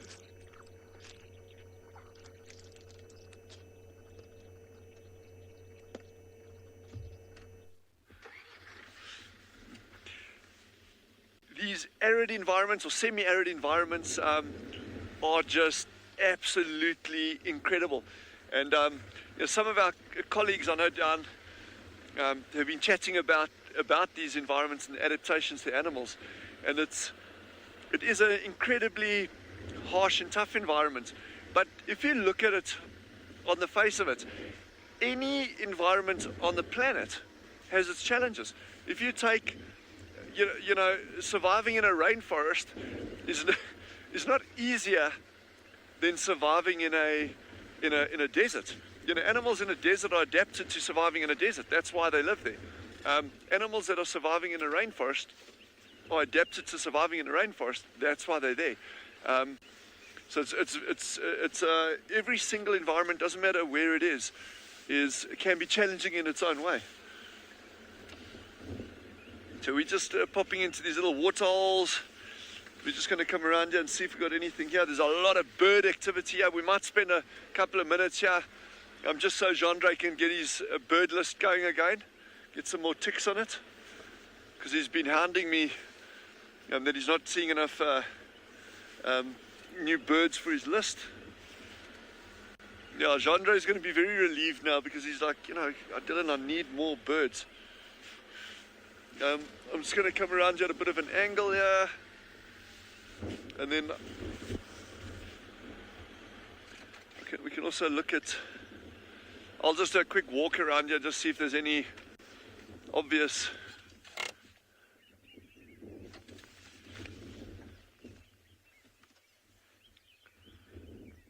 sorry, Chris has just asked, is winter a more, I didn't get the whole question there. Active period. Yeah, so, no, okay. Yeah, okay, so Chris, that's a good question. Is winter a more active time for animals? Yes and no. So, I mean, animals have to maintain their daily rhythms, you know, their circadian rhythms, regardless of the time of year. And obviously there's different peaks of activity depending on temperature. Now, so much of what animals do, well, everything that animals do, doesn't matter what it is, it's about survival. And if you translate that into how they do that, it's about energy. It boils down to energy. And energy loss and energy gain, those are the key things. So in this wind is picked up, you can see all the ripples on the water, how this wind is picked up. It's a cold wind, it's a biting wind. I mean, that saps energy from any organism. So we say, yeah, well, winter it's cooler so the animals can be more active, but it can get like to the point where it's not, doesn't benefit those animals to be active, and then they'll go underground or they'll shelter in thick bush and that kind of stuff. Yeah, so it's difficult to say, yeah, animals will be more active in winter. They're active right through the year, but they will just change the times of day that they become active. In summer, when our daytime temperatures can hit 40, 45 degrees here sometimes, then animals are more likely to be active going late afternoon, early mornings, and even going into the evenings. And our traditionally held, accepted thing of, you get diurnal animals, that's active during the day, and you get nocturnal animals active at night. And then there's like other things like crepuscular, active at dawn and dusk. That's a different thing. But, those things can be challenged very, very strongly when you look at it in terms of energy loss and energy gain. And there are animals that are, there's no question they are nocturnal. 100%. That is their absolute niche. That's what they're designed for. And you look down in the low veld where our colleagues are working with those magic little animals, those bush babies or lesser galagos and greater or thick-tailed bush babies. They're nocturnal. That's what they're designed for. But so many things out here are very flexible in their work hours, and saying, well, okay, it is scorching hot. I'm not going to go out now. I'll go out later. Or the temperature's nice now, so I'll be foraging now. So it's not so much a winter-summer thing as they have to be managing their energy needs. And it's not a conscious decision. It's like, okay, well, I'm hungry, I need to go, but it's too hot now. Okay, let me go a little bit later, kind of thing.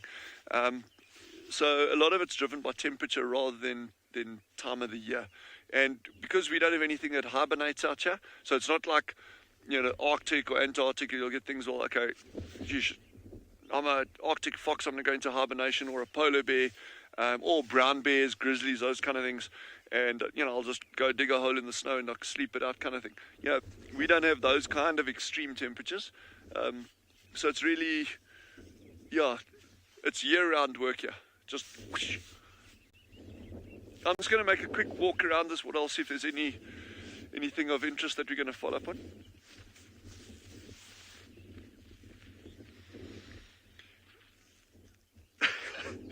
I think while I'm going to go down here, I'm just going to do a quick loop around, check what we got, and Jean-Dre is going to start ticking his list a little bit more.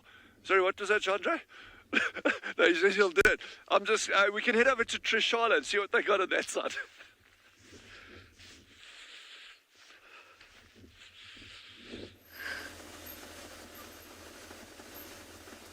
I have not defrosted. I am making adjustments though, so I can begin to defrost, such as moving north. That way that the wind and the rain hits the back of the car. So that works a little bit better for us. So our buffalo have gone into that block between Shibamu and Philemon's cut line. And they're staying quite still in there. So maybe this afternoon they'll start to move even further north. And they're being quite noisy, so maybe the lions will hear them. And that will attract them onto the property. Do not run.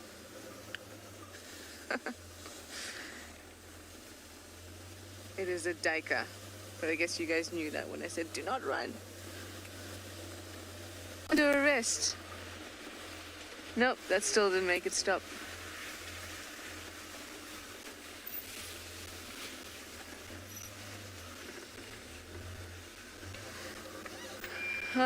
No.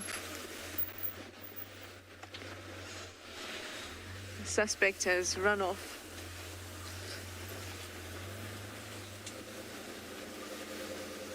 I'm glad to see that there are a few more duikers. Because I think we went through a period where we didn't see many duiker at all. A couple months back. And I only realized I hadn't seen them in a while when I finally saw one, which was only about my last stint, like a month ago. And I thought, oh shame, where have they gone? I think after Tlalamba has,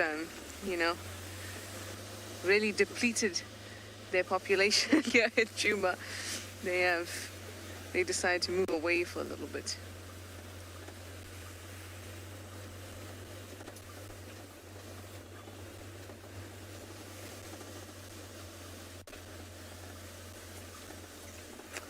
Hi Tom, you were actually wondering a little bit about our Princess Tlalamba, if we've had any updates on her.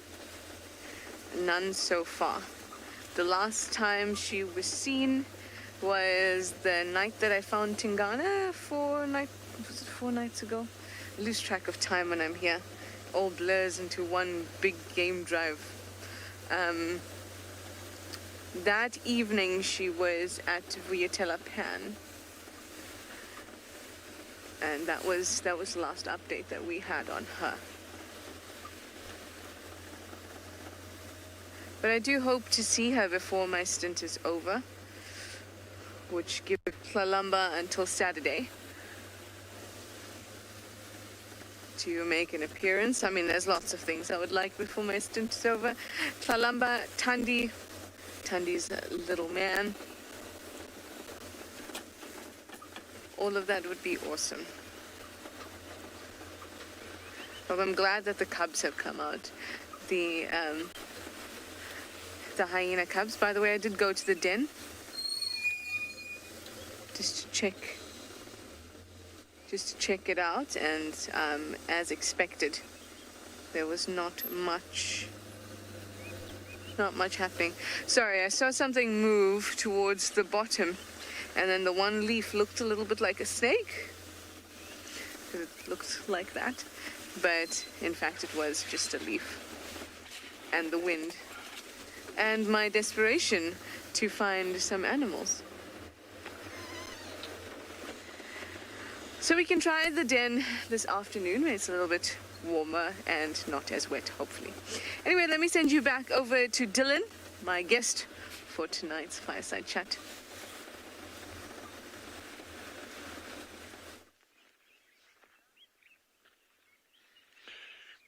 So we have been seeing some good birds. It's mostly starlings and bulbuls. But what we've got, speaking of birds, we found something quite interesting here. Is a whole pile of feathers and a wing. So there's probably been falcons. Probably Lana falcons been hunting around this area. These birds will sit. They can sit 200, 300 meters away from a warthol in the distance. And then they'll just sit quietly on a tree. And then they will come in at breakneck speed, low level, between the trees, and they actually flush doves out. And not just doves, but yeah, that's the kind of prey size that they'll be going for. And whack them like that. In fact, at this particular waterhole, there's also a pair of gabar goshawks. It's these small little grey hawks, and they frequent these areas. So their hunting strategy is a little bit different. They're not nearly as fast as a lanner falcon. Those lanners coming from a long way away, super fast, swooping in. These goshawks will actually sit a lot closer, and they sit inside the canopy of these trees. They are incredibly adept at changing direction, following birds through vegetation and catching them like that. So when you see a pile of feathers like that, that may be what happened. And you can see all those beautiful little birds that Gendre's on there on the other side. Those bright yellow ones are yellow canaries. And then you've got that one with a light chest and a black head and a red eye. Those are red-eyed bulbuls. So at the moment, most of the ones that you're seeing there are yellow canaries, red-eyed bulbuls. We've had a lot of starlings coming in as well. That one that just landed with that ring on its neck, that is called a Cape turtle dove. We've had some laughing doves coming in as well. So you see, it's exactly situations like this. You could get a sipiter, one of these little goshawks sitting close by, just waiting to come in. Oh, there's an amazing question. Jessica, who is 5, has asked, do birds have noses? And yes, birds do have noses. But very often their noses, well, most of them are actually not used for scent. There are very, very cool birds staying in South America that are actually able to use their nose to smell carcasses in dense vegetation. A couple of the birds of prey down there can do that, which is very, very interesting adaptation for their noses. Then you get things like a lot of your seabirds that actually are able to expel, a lot of salts in that through the nostrils, but certainly not noses in our traditional sense of knowing. Okay, well, you can sit there and sniff around. You got that kind of thing. So that's a lovely question. Yeah, but birds definitely, they do have nostrils. While we're speaking of birds and all these birds coming in and out and predators, I just want to show you something. Genre, at that big camel thorn there, Genre, at the base of it, there's a little dove sitting on the ground. I'm going to walk slowly towards it. I saw it just now. I have no idea what's wrong with this dove. I'm not going to go try and pick it up. The whole thing is not to interfere with nature. But that dove is very much alive. You got it, Genre? It's about 5 yards. Okay, there we go. So that is called a laughing dove. And this one is doing anything but laughing now. He's looking decidedly unhappy. I have no idea what's wrong with him. I'm not going to go interfere. I'm not going to pick it up. It could be that it was possibly injured in a attack by a goshawk or something.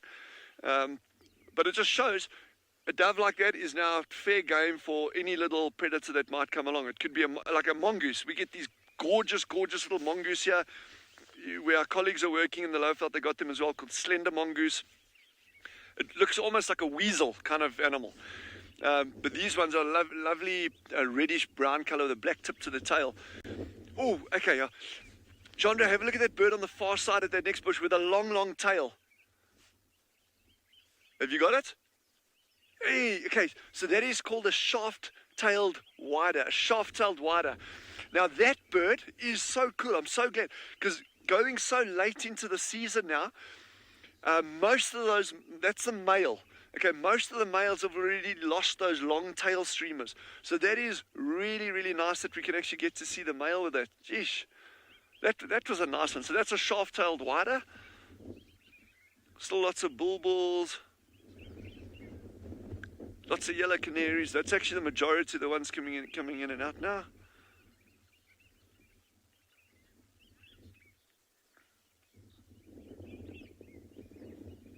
So we'll go from this birding down to Jared in Pinda, who's doing some tracking there. But Phinda is an exceptionally good birding place as well, with a lot of interesting species. So head down that way and see what Jared's got for you.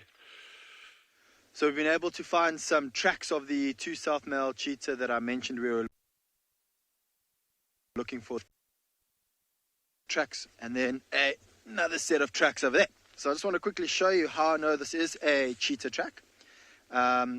So when I'm looking at this track, I'll notice 3 things. Okay, so here's one of the track, and here's the other. Now I've just got my tracking card to best explain to you exactly what I'm seeing. So the tracks are going in this direction, and we can tell that by just looking at the paw itself. So when I look at the paw, I can see the claw marks over there. So obviously the direction the claw marks are going in is the direction that the cheetah is going in. But something that's very different to a cheetah to all the other cats is sort of the size and shape of the track. So it's a very long track, as you can see. Now, we know that it's part of the sort of cat family because it's got 3 lobes as well. So that's how we know it's a cheetah. It's got 3 long but thin track. Now, there are some other tracks that people misidentify cheetah tracks for sometimes, one of them being hyena. And the reason why is hyenas do have claw marks. But you'll notice when you look at the back of the pad of the hyena, it's got 2 lobes as opposed to 3 lobes. And also the shape of the toes itself is very different on a hyena to a cheetah, where the hyena tracks, the toes look a little bit more like a kidney. Another animal that people get confused with is a wild dog. Now, the length and width of the track is actually very similar on a cheetah, much like that of a wild dog. It also has claws. But something you'll notice, the 2 main differences between them is wild dogs. But then have a look.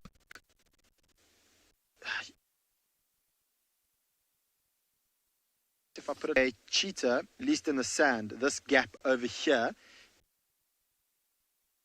we're in a wild dog track. It is a very defined track over there. So the question is are these tracks fresh or old? Now, I mentioned earlier that we had some rain over here, and I can see that the rain has fallen on top of this track. But they are still quite clear. So I think that these tracks are maybe from earlier this morning, but last night we had some heavy rain. And so if these cheetah had walked before the heavy rain, I think it would have washed the tracks away. Judging by how deep these tracks are in the sand, would also tell me that these cheetah walked here when the sand was wet as well. Now, while I'm here, I just want to quickly tell you one thing about some rhino dung. You'll see behind me, we've got some rhino dung. I'm just going to put my cards off to the side. And 4 days ago, we discussed black rhino dung. And one of the big differences between a black rhino dung and the dung of a white rhino is the material that's inside it. So black rhinos eat branches, so we had branches in our white rhinos eat grass. And so if you look in all this dung, you'll see that there's lots and lots of grass. Now, there's also a big color difference between black and white rhino dung. Black rhinos have very red dung because of the tannins that they feed on in the trees. White rhinos have a very dark dung. Now, you'll notice that this is quite a big dung pile. And so this is what we call a rhino midden. And a rhino midden is basically a way that a male rhino, because they're territorial, would be able to scent mark around their territory. And this is maybe years and years of rhinos coming here and busy defecating. Often what you'll find, there will be a little bit of a hole in the middle of the midden, and that's because the male will come, and as he defecates, he kicks back quite viciously, therefore digging a little bit into the ground, pushing the dung up against the wall. You'll also notice that there is some dung. I don't know, you might miss it from where I'm over here, but there's some dung to the side. So we've got some dung here, and we've got some dung here that's not in the rhino midden. Now, this could be one of 2 things. What will happen is that the females will come and defecate around the male's midden, just to let him know that he's there. Or it could be another male that's come through, he needs to defecate, he happens to be in the area of the midden. If he defecates away from the midden, that means he's not challenging the male. But if a new bull comes into the area, he's like, this is a good area, I've got a waterhole over there, I've got a waterhole over there, nice open area full of grass, this is exactly the territory I want to have. Ooh, I see that there's a bull here. Well, what I'm going to do is I'm going to defecate over his dung. And so this is probably not just from one male, it could be majority from a single male. And then females and young males and other males would be all around the side here. So these cheetah tracks do go through here and in that direction. The core of their territory is on the other side of the hill. So I'm a little bit worried that these cheetah have walked through and they're on the other side of the hill. We're not going to be able to get there today. So I think I'm going to leave these cheetah tracks and see what while we go have a look around. Let's head back over to Dylan I think he's got some birds. Left. Yeah, so the birding here is getting really, really good. Very common species for us. You can see they're very nervous. That's not because of our presence. This is 100% very, very normal for the behavior at a waterhole like this. They'll come down because there is always this high risk of predation at a waterhole. So I've got a question for you again. When these doves come in to drink, you'll notice, again, we chatted about the other day, how they stick their mouths in the water. And one of the viewers, one of the guests was so kind, and they sent me a lovely breakdown of the adaptation of doves and pigeons for being able to suck water like that as opposed to scooping water. So they've obviously got physical adaptations for doing that. It's quite a detailed thing, but really, really interesting. My big question is still this. Why do they do it? The how is one side. The why is a completely different thing there. And I want to know, why have they got this adaptation? Why would they need to be siphoning water or sucking water like that, as opposed to scooping it like most other birds? There has to be some kind of evolutionary background to that, or some very, very good reason why that group of birds, the columbriforms, why they actually do that.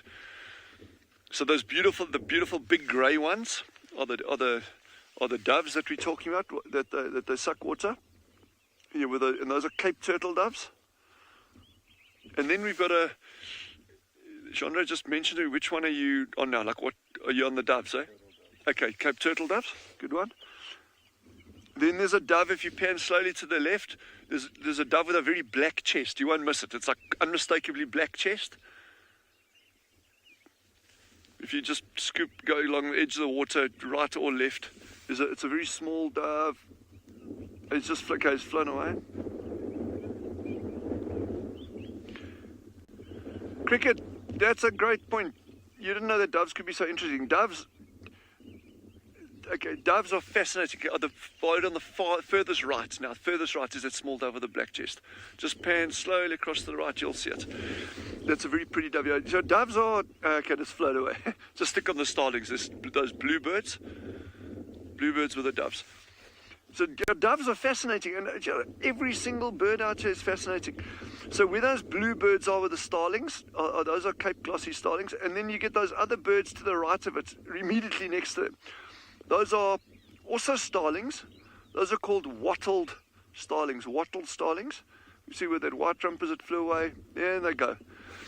And that's also an interesting bird in terms of its nesting. They are social nesting species as well. So they make these big sticky nests. Well, sticky, I mean they are made from sticks as opposed to being sticky.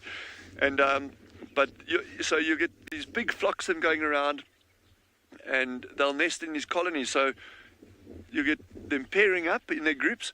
So two will make a nest, another two will make a nest, but those nests are all located in a very, very small area. Okay, here is a gorgeous bird. Look right next to the car over here, Jandre. Look right close by over here on this green water side over here.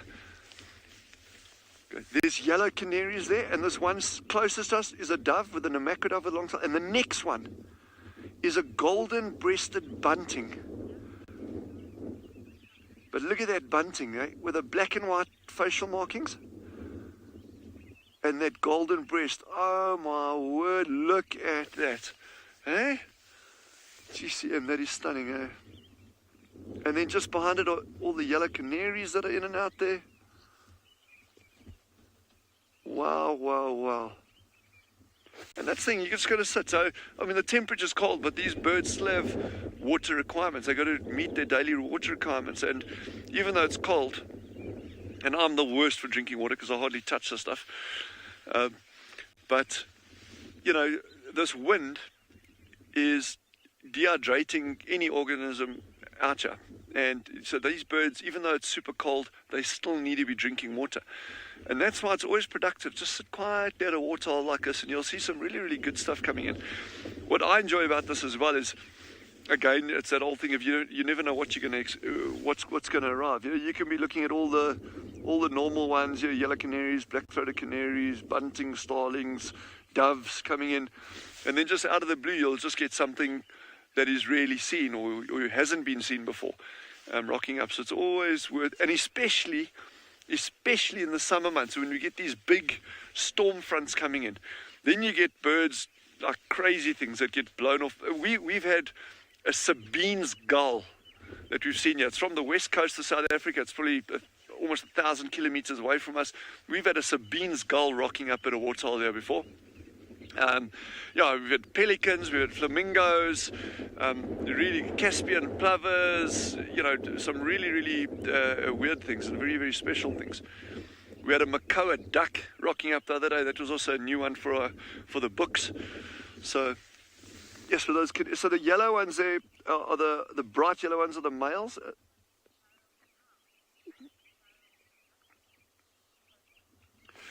Cobalt has just asked if we have any burrowing owls or any burrowing raptors, and no, we don't. Not to my knowledge. We've got a couple of birds, well, two that I'm aware of on Tswalu that nest underground, which is your South African shell duck and then ant-eating chats. But yeah, no. And then in South Africa, there's a couple of others like grey-rumped swallows and blue swallows, things like that that'll nest underground. But yeah, the only two that I know of in Tswalu, and neither of them are raptors in the traditional sense. You know, ant-eating chats will catch pretty much whatever they can find, but they're not regarded as raptors per se. I would love to see burrowing owls. Just one day when I'm big, maybe I'll get to see a burrowing owl in real life. There's lots of things I'd like to see. Yes.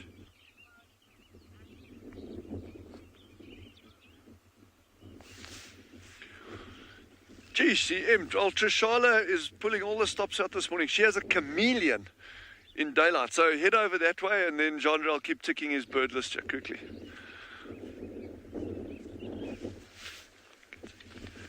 No, this is ridiculous. It is my fave. And my poor fave is damp and cold and has not moved at all since I saw it last night. Well, I mean, it probably did move a little bit, but it must be so cold. It's a flat-necked chameleon, everybody. You can see the little droplets on the skin.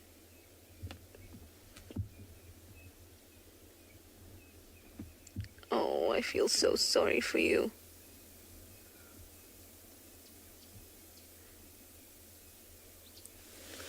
So this guy is definitely firmly in this tree and has been for days now. I wonder if it may come time to name him soon. On one of the warmer days, I'll actually have to have a look on foot to make sure that we are certain of the sex. And then maybe we can think of some names. Or maybe we shouldn't, since last time that happened and we got attached, the bush of our lovely chameleon, Nonoka, was eaten by an elephant. So you let me know what you think. Hashtag Wild Earth at the YouTube chat stream. Let me know if you think we should name it or we shouldn't get attached because of our experience in the past.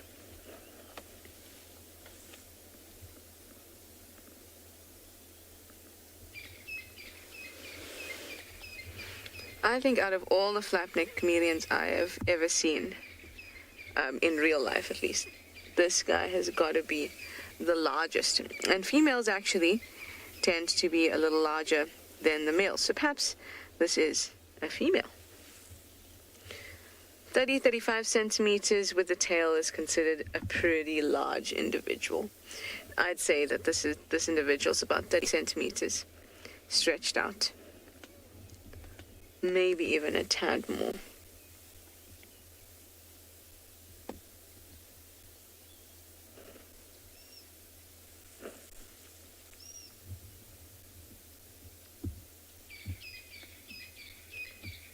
Shame, all those water drops. Quite a few of you are all for naming this chameleon. Well, I'm going to have to take suggestions then. How about I collect some suggestions this afternoon? And then in the evening, once the sun goes down and we get a really good view of it. No, actually, let me first, when it's a little warmer maybe, or when it stops raining at least, go out on foot and be sure of the sex of it before we start naming. Because then things could be embarrassing for the chameleon. We don't want it to have to go to its chameleon friends named Betty when it is a male. Now let's be sure first. But I guess get your names ready. That would be prudent.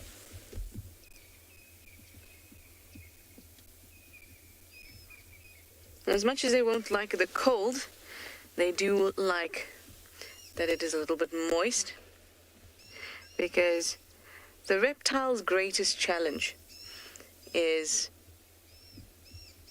being able to maintain moisture, not to desiccate, not to dry out. So moisture is welcome. It's just that accompanied by the cold, it's not terribly comfortable.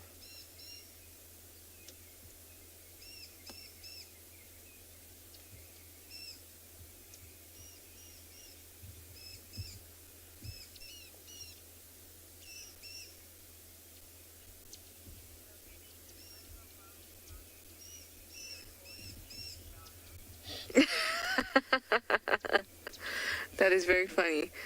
Emma says we should call it TRISHALA. Why, thank you very much for that honor, but I'd prefer if it were named something a little more significant than TRISHALA, although I do get it and appreciate it, and it did make me burst out in laughter. It's like a dad joke, and the fact that I like chameleons all rolled into one name. Oh, hello, I. We see you, you see us. What do you think of that name? Not much.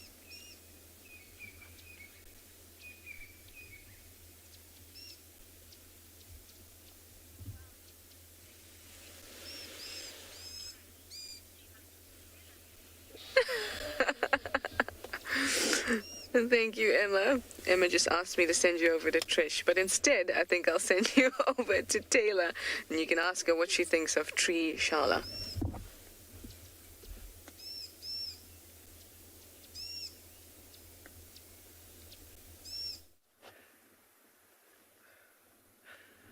I've been laughing for the last 2 minutes now. I think it's hysterical. We've got a tree elephant at the moment. It's not as funny, but he's hiding behind the bushes. But I think we'll catch up with him, maybe at Ndlovu Dam, right at the eco training camp. It is our friend Kumo, the big collared bull that we've been seeing so often, which is nice. Yeah, he's actually heading straight down there. We're not too far away. He's just taking a shortcut, and unfortunately we're bound by the pathways through the bush. But look at how miserable it is. You wouldn't believe, but the Drakensberg Mountains are actually behind all those clouds. If anyone was hiking today, good luck to you. You'd be blown straight off the top of the mountain. Look at it. I think that's what Ngala is experiencing as well. Okay, not in that direction, but behind us, it's pretty much the same all the way through the low veld this morning. Look at it. Very horrific weather. It's not great. It's not ideal. I'm not enjoying it. Okay, shall we catch up with our elephant friend? Yes, we will continue. So, it's been very cold. We've been driving very slowly, probably the slowest I've ever driven in my entire life, because I don't want to generate any more cool breezes. And you know what's so tempting is that we're going to be sitting right outside camp. So if any of the students have not gone out on safari this morning and would like to bring Kat and I a cup of coffee, we wouldn't say no. No, I'm joking. I don't think anyone's watching. But I just thought, let me just put that hint on out there, because that would be quite nice. Okay, we're going to jump onto this road here, and I can see Kumo. He's walking. He's now crossed and I think he's on the road. We'll beat him to it. What we were going to do is check the dam to see if there's anything happening here. Head south. I'll catch up with Alicia Keys, the big breeding herd that we went. Although they might be on their way around, they normally come to the dam twice in the morning. And speaking of elephants, they've pushed an enormous knobthorn over. There is absolutely no way, it doesn't matter how much spinach I eat, I'm never going to be able to push this tree around. So we'll have to come out with a chainsaw and chop that up. I'm not going to hack away at it with a... I do have one in the vehicle, but I'm just going to do this and hide from the thorns. Please don't rip my jacket. I have no winter clothes. Squeeze through.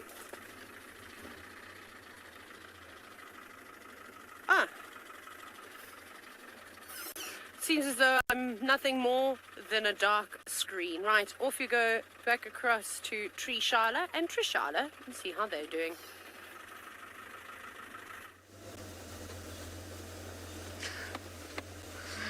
We have left the chameleon who remains unnamed.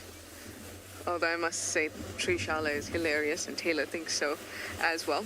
But I heard a hyena whooping, and we've had a few problems in camp that I think is worth a mention. And if it causes embarrassment to the hyenas, then good, because they need to learn. They stole our kettle. Our kettle. For us to boil water in, to make coffee in the morning. Gone. Kettle lid on the floor. The base is still there, but the kettle gone. Who does that? What kind of sick person steals coffee away from people in the morning, snatching that necessity? Hyena does. In fact, I suspect it may be Swazi, since he's been all around. His little nose knocked on my door the other day. I told you about it, and I thought it was Steve coming to get something. Meanwhile, it was Swazi. Anyway, the kettle has been found. You're all knowing with me, well, I'm glad to hear it. The kettle has been found, though. It's just a little beaten up. A little scratched. But it still works. It's the most important thing. So we were old school this morning and we boiled water on the stovetop. So let's go interrogate this hyena.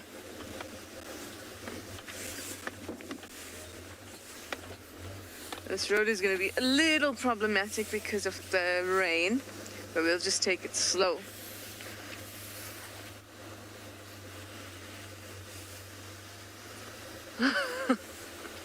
Lions ate my mommy, saying I have visions of a hyena tea party.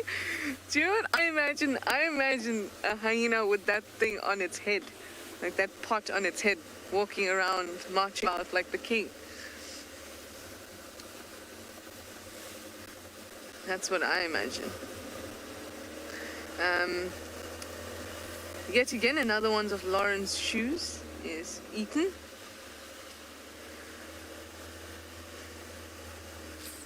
Yeah, they're having the time of their lives with our belongings at camp. Although, after all of that,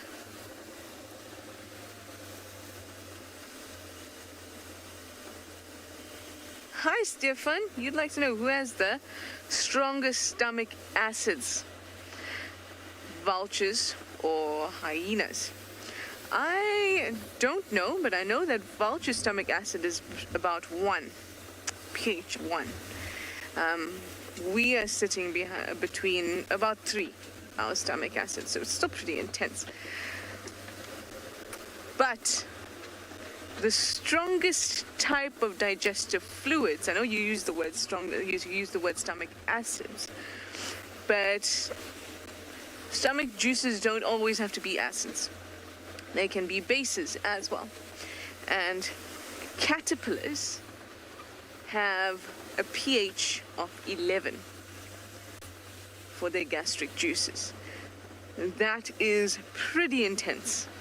That is way, way up there and possibly more intense than any other type of gastric juice we know.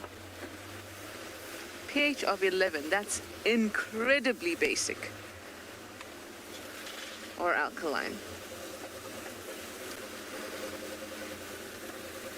If I had to choose, I would say vultures, but I don't know the pH of hyena stomach acids.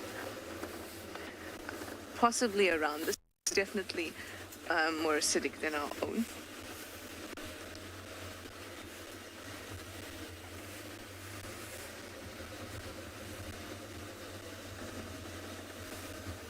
I was about to say something to you and now I've forgotten. Something about the hyenas we were chatting about. Oh, I came back from drive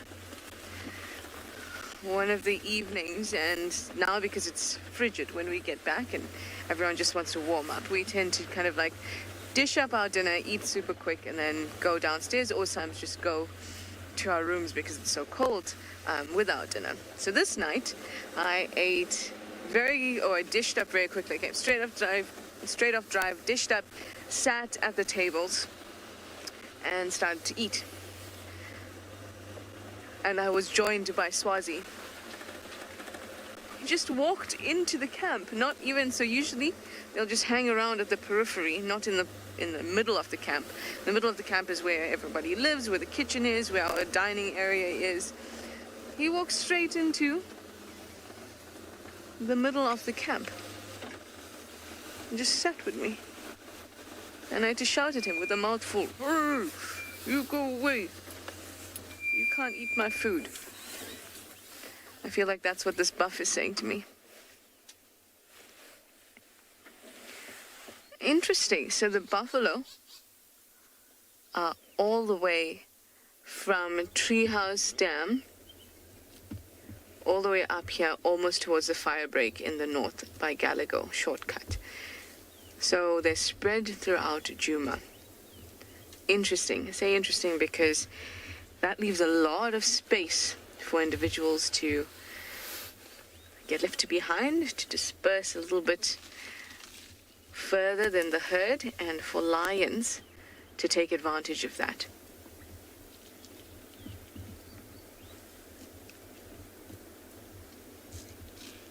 But they are very, very aware with this weather. The cold also makes them uncomfortable, but that's a physical uncomfortability. It's wet. It's, like I said, it's cold, but the wind is a real problem. So with the cold, they can change their behavior to try and get themselves a little bit warmer, and then also their bodies can do some changes to get them warmer, like piloerection, where they'll erect their hairs and the fur around them that you've seen in animals to make them look a little bit fluffier. They can do that to an extent, trap air to get themselves warmer. They can stay together in tight groups to keep themselves warmer, but that would be a behavioral change, not a physiological change.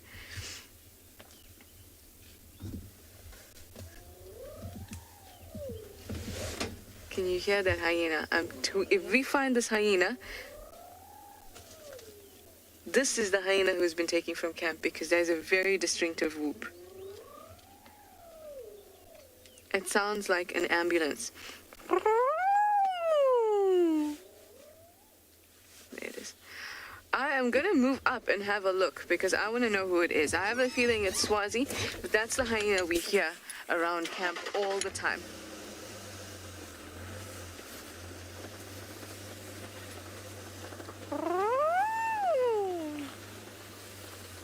he goes. All right.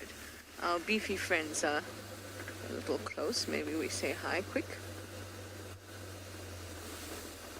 Oh.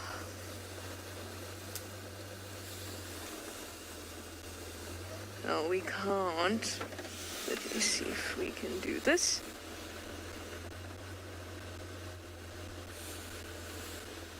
How's that, BK?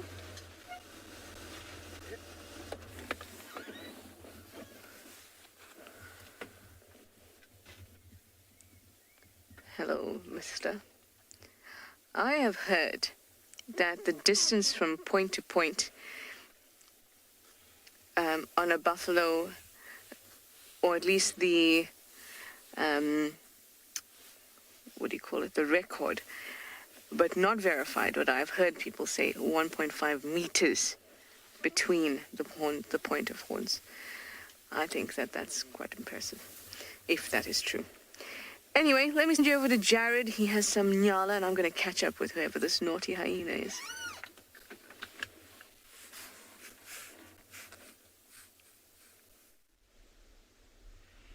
Trish, you're right. So a dance of sorts, my kind of dance, not involving too much movement.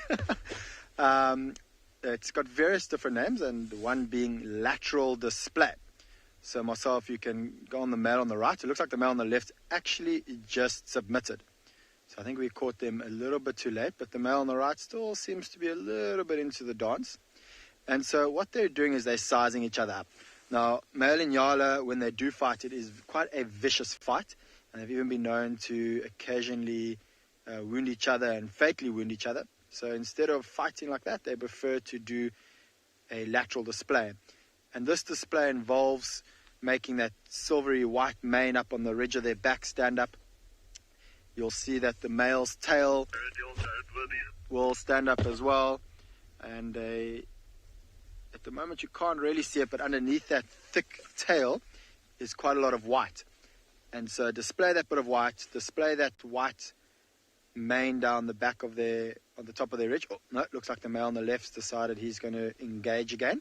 So it looked like he just took a half-time break, took a quick snack from that acacia tree, and now they've continued on with their lateral display. And Inyala aren't territorial. They don't have breeding seasons either. So they can breed at any time of the year. So they're not fighting for territory. What this display is about, it's dominance. So he wants to be the dominant male in case a female comes by who is in estrus, and he'll be able to mate with her. And because they don't have breeding seasons, they typically will do this throughout the year because they need to make sure that when a female comes by, they're the male who is going to mate with them. So you'll see dropping their head down, putting the hair on their ridge, standing up. Now, I'm sure in the next couple of seconds we might see the very bushy tail stand up as well. And how is that? Very slow, a very slow dance. And they will often walk in circles around each other, as you're seeing like this. And it's not always necessarily only two bulls. I've seen 5, 6 bulls before of around the same age do this lateral display. And only in 2 occasions in the last 7 years have I ever seen them get into full contact when neither male decides to submit. And it was one vicious fight.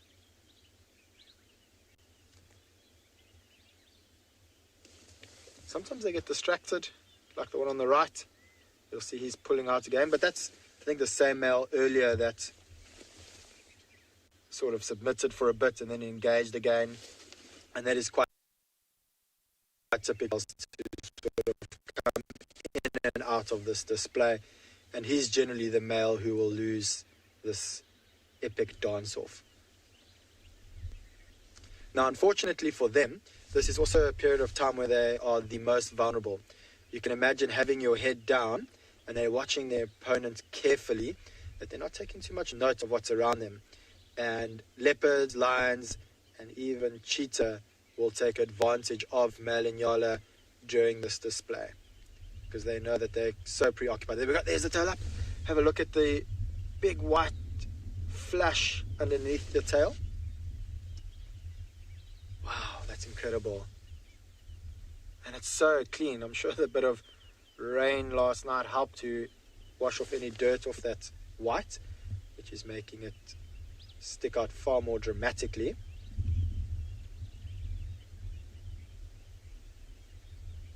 Critter Freak, you are most certainly correct. This is an incredible display. And it's very unusual for antelope to have a behavior like this, where instead of fighting, they rather do a display to try to show their size. I mean, in a lot of ways, that's what horns are. So, I mean, every male antelope has horns and big horns. Like a big male kudu has those big spiral horns.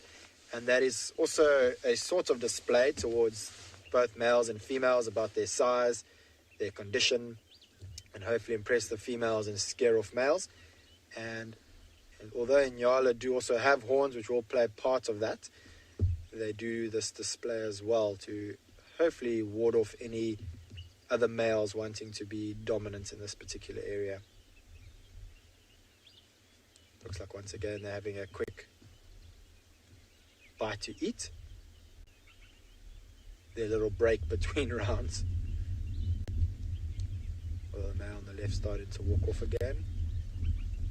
And this can go on for hours. I've observed a male Inyala outside my house before doing this for hours, just on and off the whole time. They don't necessarily stay completely engaged for that period of time. They will do what they did now, sort of take a quick break, maybe a quick leaf or two, and then carry on with their display until one backs down. Now you'll notice when you look at their tail, although they've got a very bushy tail, when their tail is down, you don't see that white. And that's a very clever adaptation that they have. Because if their whole tail was that white, shocking color, they would easily be able to be seen by predators. And the fact that it's underneath the tail means that the only time that that white will be displayed is when they're busy doing this, predators doing this process. But at least it minimizes the chances that a predator may see that white bushy tail.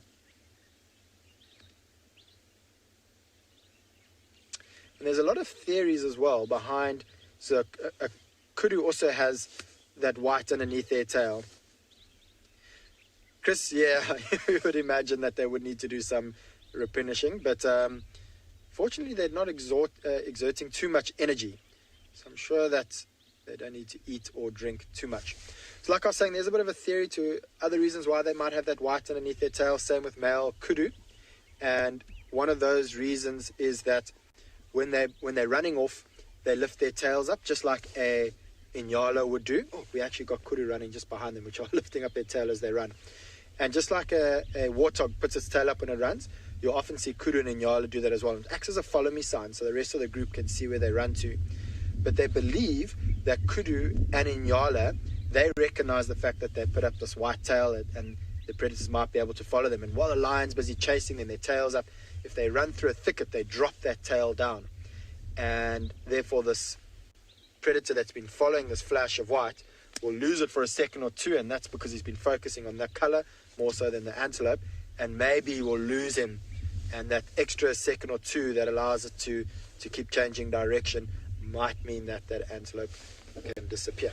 Right, let's move forward a bit, see if they're still doing their display. I did see some kudu running behind them. I wonder what the kudu are running from, but I haven't seen the kudu alarm call, or at least heard the kudu's alarm call. They've got a very explosive call, sounds a little bit like a dog bark, and the loudest of all the alarm calls in the area. It's like bah, bah. Here we go. I believe they're getting some great feedback from all our lovely viewers that you're enjoying this Inyala dance. It is quite an interesting behavior. And it seems that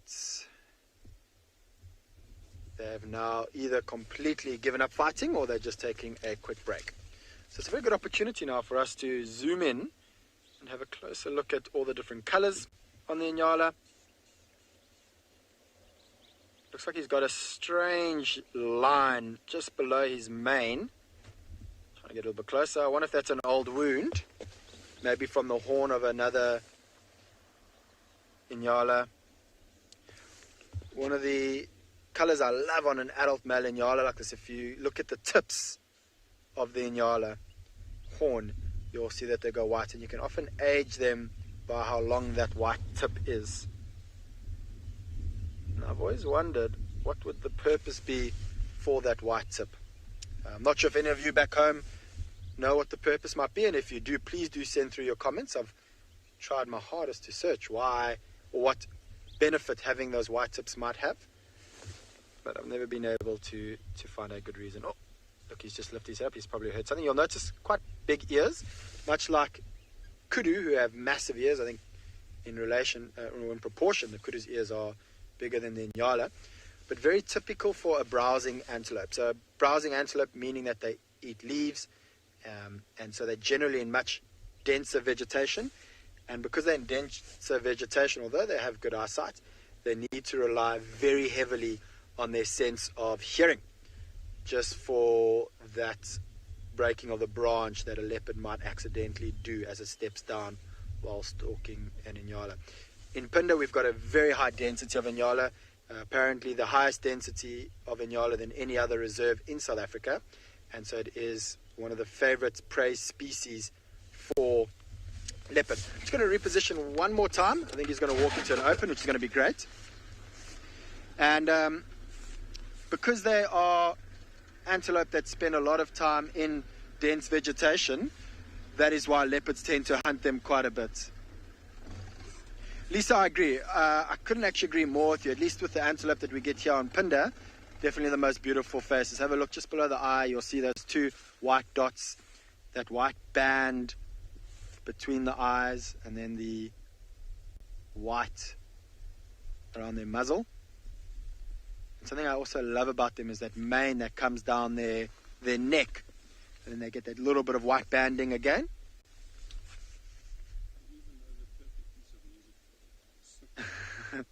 Marcel says he knows the perfect piece of music for their dance. I'm sure it's a very slow song.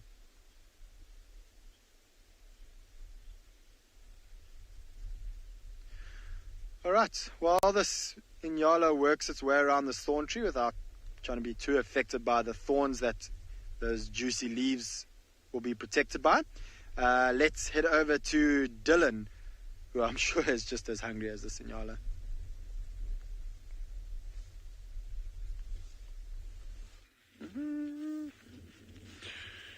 So as Jandre has been increasing his bird tally, because he's putting a lot of pressure on me to get his bird list up, came across some beautiful male lion tracks. You know, these animals can cover massive distances in a very short space of time, and it is from last night sometime. So, you know, they could be kilometers ahead of us. I'm not sure, but anyway, we'll just amble along here. Maybe we're lucky and we see him. There's two sets over here. They're coming down. We'll actually climb off the vehicle later, and we'll give you a good idea of the size of them. Yeah, just to roughly over here. You know, if that's a lion track there, Jandre can see it nicely from where he is, and putting my hand next to it, that lion track is comfortably the size of my hand. And this is resting. This is just like padding along. There's no, you know, if they jumping on an animal and they got their claws extended, that'll be almost the size of a dinner plate, you know, the size of these. So there are two males that walked down here. Then one actually turned off here, up into here, around there, and then off. So what this animal would have done, he would have turned here, lifted his tail, and actually sent, in fact, there's this tree, there's line, these branches have been sprayed, so it obviously turned over here, lifted his tail, actually scent marked on this bush, and then came back down onto the road and carried on going. So these two males are on a territorial patrol. They're just doing their thing. There probably would have been a bit of roaring during the evening as well. Yeah, but so we'll just carry on bumbling down here, and we'll see. Hopefully, we might be lucky. You never know. Or find something else.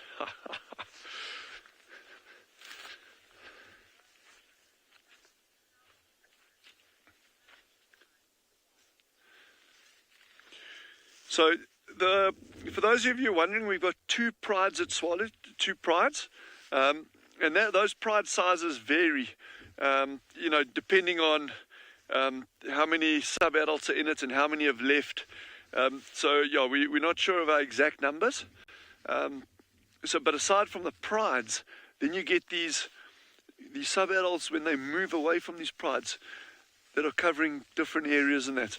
And and that's the fun thing, is you come out here and say, oh, here's 2 males tracking down here.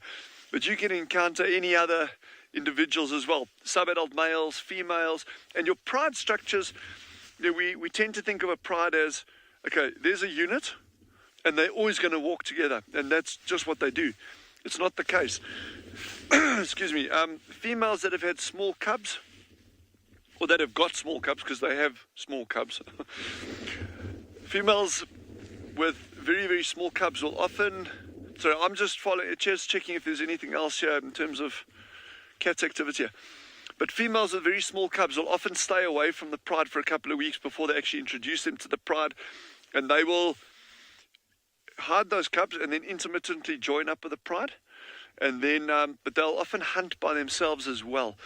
So although that they are still active members of the pride, but that pride doesn't have to be sitting together the entire time. Your pride males, the very nature of them means that they need to be defending territories, roaring, patrolling territories, so they can't be sitting with those females in the lap of luxury all the time. There's also this misconception that is frequently put forward that the females do all the hunting and the males just come in and they take kills.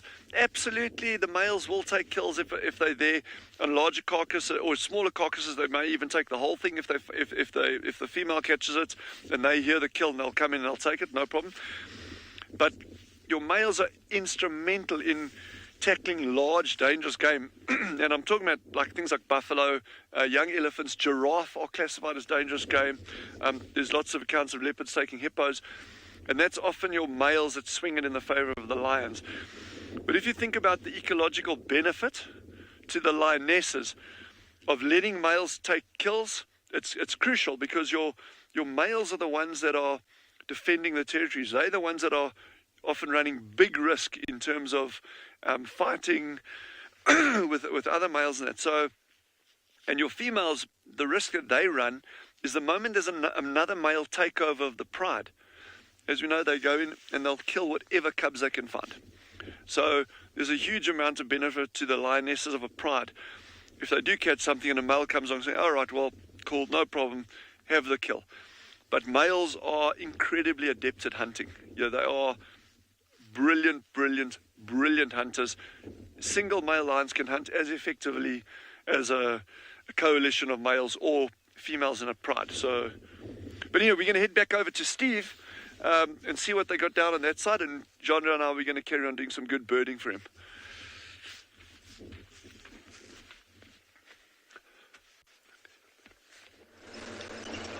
Thanks, Dylan. Well, we had a little emerald spotted wood dove walking across the road, and he looked like half of his bottom had been removed by a bird of prey, possibly.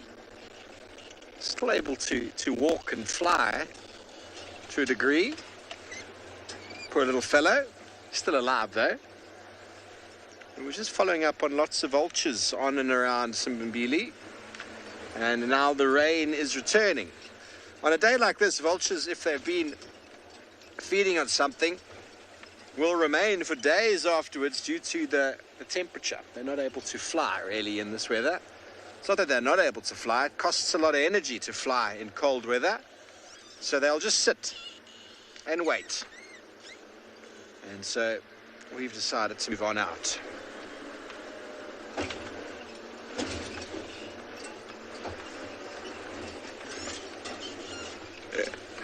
Sorry about the bumpy road.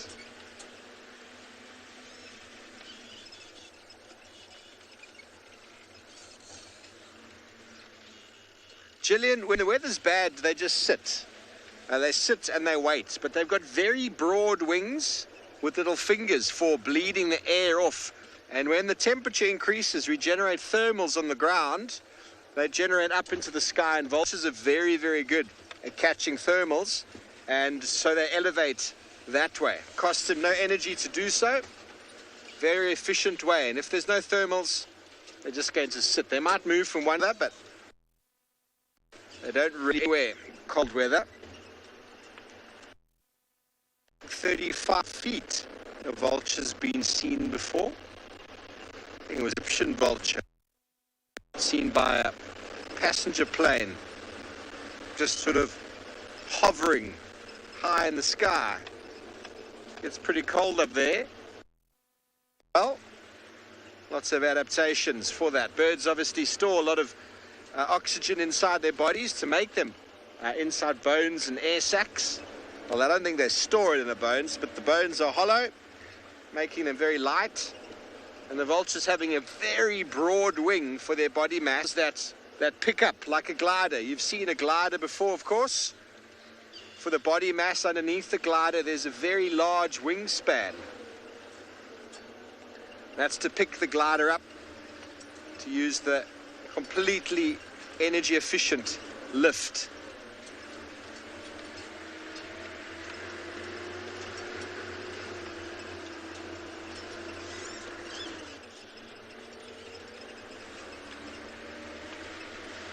Okay, so we're going to be getting back onto Djuma in a moment. Simbambili, you've been fun, but the lions have vanished. They've just vanished. Sky, you love vultures. Vultures are very important, as Taylor was talking about before, very important organisms. If you find vultures and birds of prey in your system, you know your system's healthy. It's all healthy. Natural scavengers, predators of large sizes such as martial eagles and even the smaller ones indicate biodiversity. High biodiversity means a high diversity of large prey animal or predatory birds and mammals, which means lots of different habitats, healthy ecosystem. As soon as your raptors and vultures disappear, there are some concerns. They're the obvious ones you can see. You can't always notice the smaller guys that have disappeared, but their disappearance will have a cascading effect on the larger guys. Oh, that rain has started again. We've taken most of the covers off.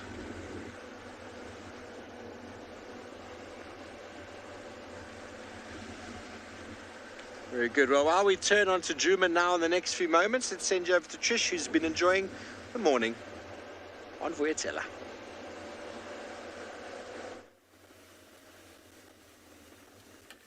Djuma has been treating me well. Apart from being wet, at least we had some buffalo, which was really nice, and our chameleon. But Steve is absolutely right. It's starting to come down a bit more now. But wet, and move to the south. It's very helpful because it's into our face. But you have to get down to the south in order to move north, so we have to bear it. Now, we haven't been able to find our hyena culprit. I suspect he's still near the camp.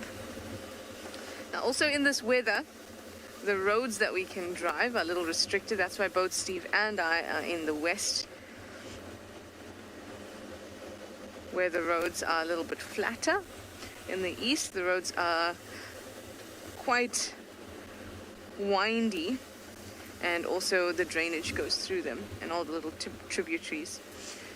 So it becomes a little bit difficult to drive. So that's why we're staying out in the west and trying to drive really carefully. That's also why I wanted to go around Gallagher Pan to the Gallagher Pan Road that comes out by Vuya Dam onto Mvubu, but I don't think in this weather I can do it.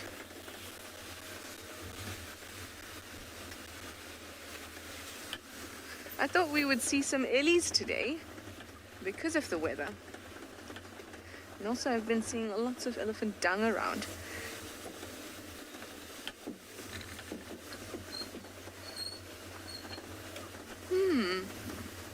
It has been quiet, but I'm sure that they are around, probably also huddling together, and probably in the east where the water is collecting all over the place. But it is not the best for us to drive on. Even getting down these little tiny little hills can be difficult because the car can slide a little bit. And also the soil when you go through dips are a little clayish. So you can slide even extra. Yay! TAYLA has found some elephants, so let's go over to her and see if she can give us some of that luck.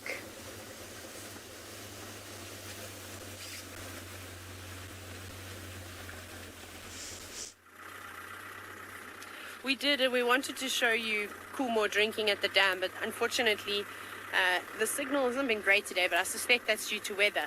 If I have to move one more tree off of the road, this is ridiculous, right? Off come the gloves, very dramatically. And my koi that was keeping my legs nice and warm. Ha! I don't know if I'm going to actually be able to move this tree. Also, you're going to see how round I am because of all the 6,000 jackets I have on. So this is just one of the very many things we have to do as guides is... Kat is just smiling, going, there's not a chance that you're going to move this red bush wallow. Red bush wallow, great wood for fire, by the way, but also really, really heavy. Yeah, no, I don't think I can. No, okay, cool. So yeah, we'll turn around. We'll go down another road. I'm not going to. I'm warm now, though. Let me get back into the vehicle. Yeah, everyone's telling me I need to eat more spinach. I love spinach. I would just eat spinach all day long. Anyways, okay, so that was a fail. So now we shall reverse and we'll go down a different road. It does mean, though, that the elephants obviously came through here. It's not old. I think that could have happened maybe yesterday. That big breeding herd of elephants that we spent a bit of time with was frolicking about here. So I suspect that it's of their doings. It's also very turn. It's also very hard to turn your neck when you are so laid up. Like the Michelin man. Ha! Okay. Where are you? So a bachelor group of elephants also came down to drink. We had a herd of buffalo at Ndlovu Dam, so they may have moved up in this direction. So I'll keep my eyes open. We're basically just on the crest of this sort of wooded area going back down towards the drainage line. It's also where we had that very exciting morning with lions and leopards. So I had to scan around to see if that female leopard and her sub-adult son was around, but I didn't see anything. I don't think I'd see them up in the tops of the trees today. They'd probably be like the lions, laying flat down in the grass, trying to keep warm. We've also seen almost no birds, except the vultures. I lie. Okay, we saw lots of vultures, but other than that, there's been really nothing else around. What's that sound? Anything? Pajama donkey, don't tell my mother, but I don't have any long pants anymore. I have successfully ripped a few pairs beyond repair.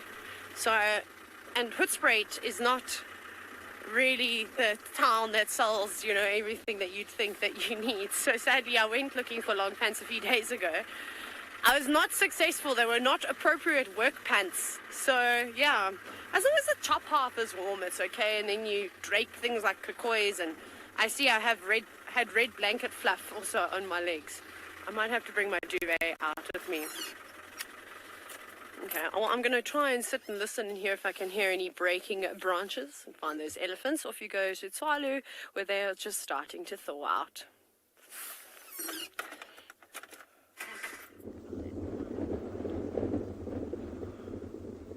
Yeah, so we're just scanning here, see if we're going to get a couple of zebra down there.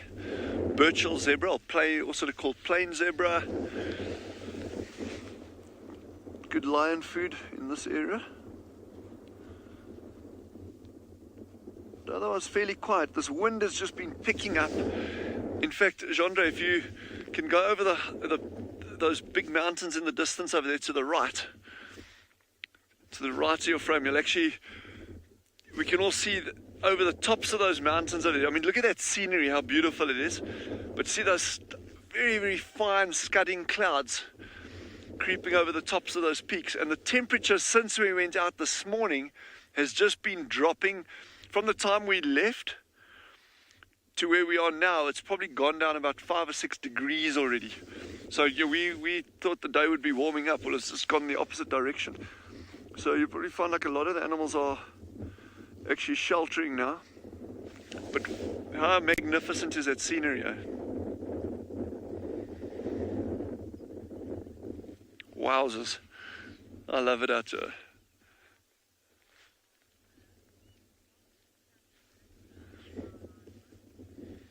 Alamo, I agree totally. Stunning is like, yeah. And you know, you just actually need to let these places speak for themselves. I mean, instead of me trying to get all flowery there, you know, just look at it.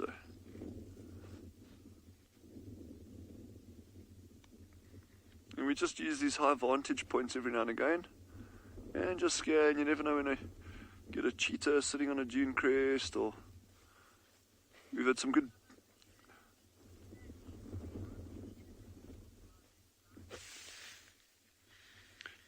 That's correct. Some of you are wondering if we've got elephants in Tswalu. Tswalu, yeah, we don't have ellies here.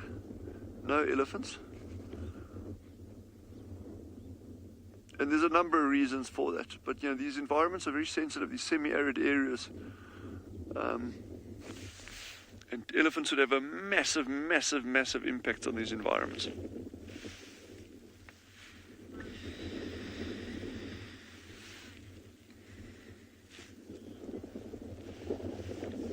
Sounds like Jared in Pinda has some sleepy animal. I have no idea what it is.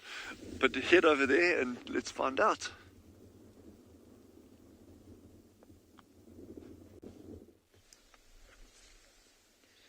Dylan, you are most certainly correct. We have a sleep, and it is so exciting.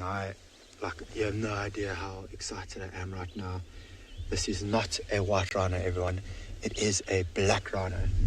And one, I'm excited because it's a rhino, but to have a black rhino this relaxed, this close to the vehicle on Pinda is spectacular. We do have a couple of black rhinos who are quite relaxed, but for most parts of it, most of our black rhinos are quite shy and they tend to move away from the vehicle.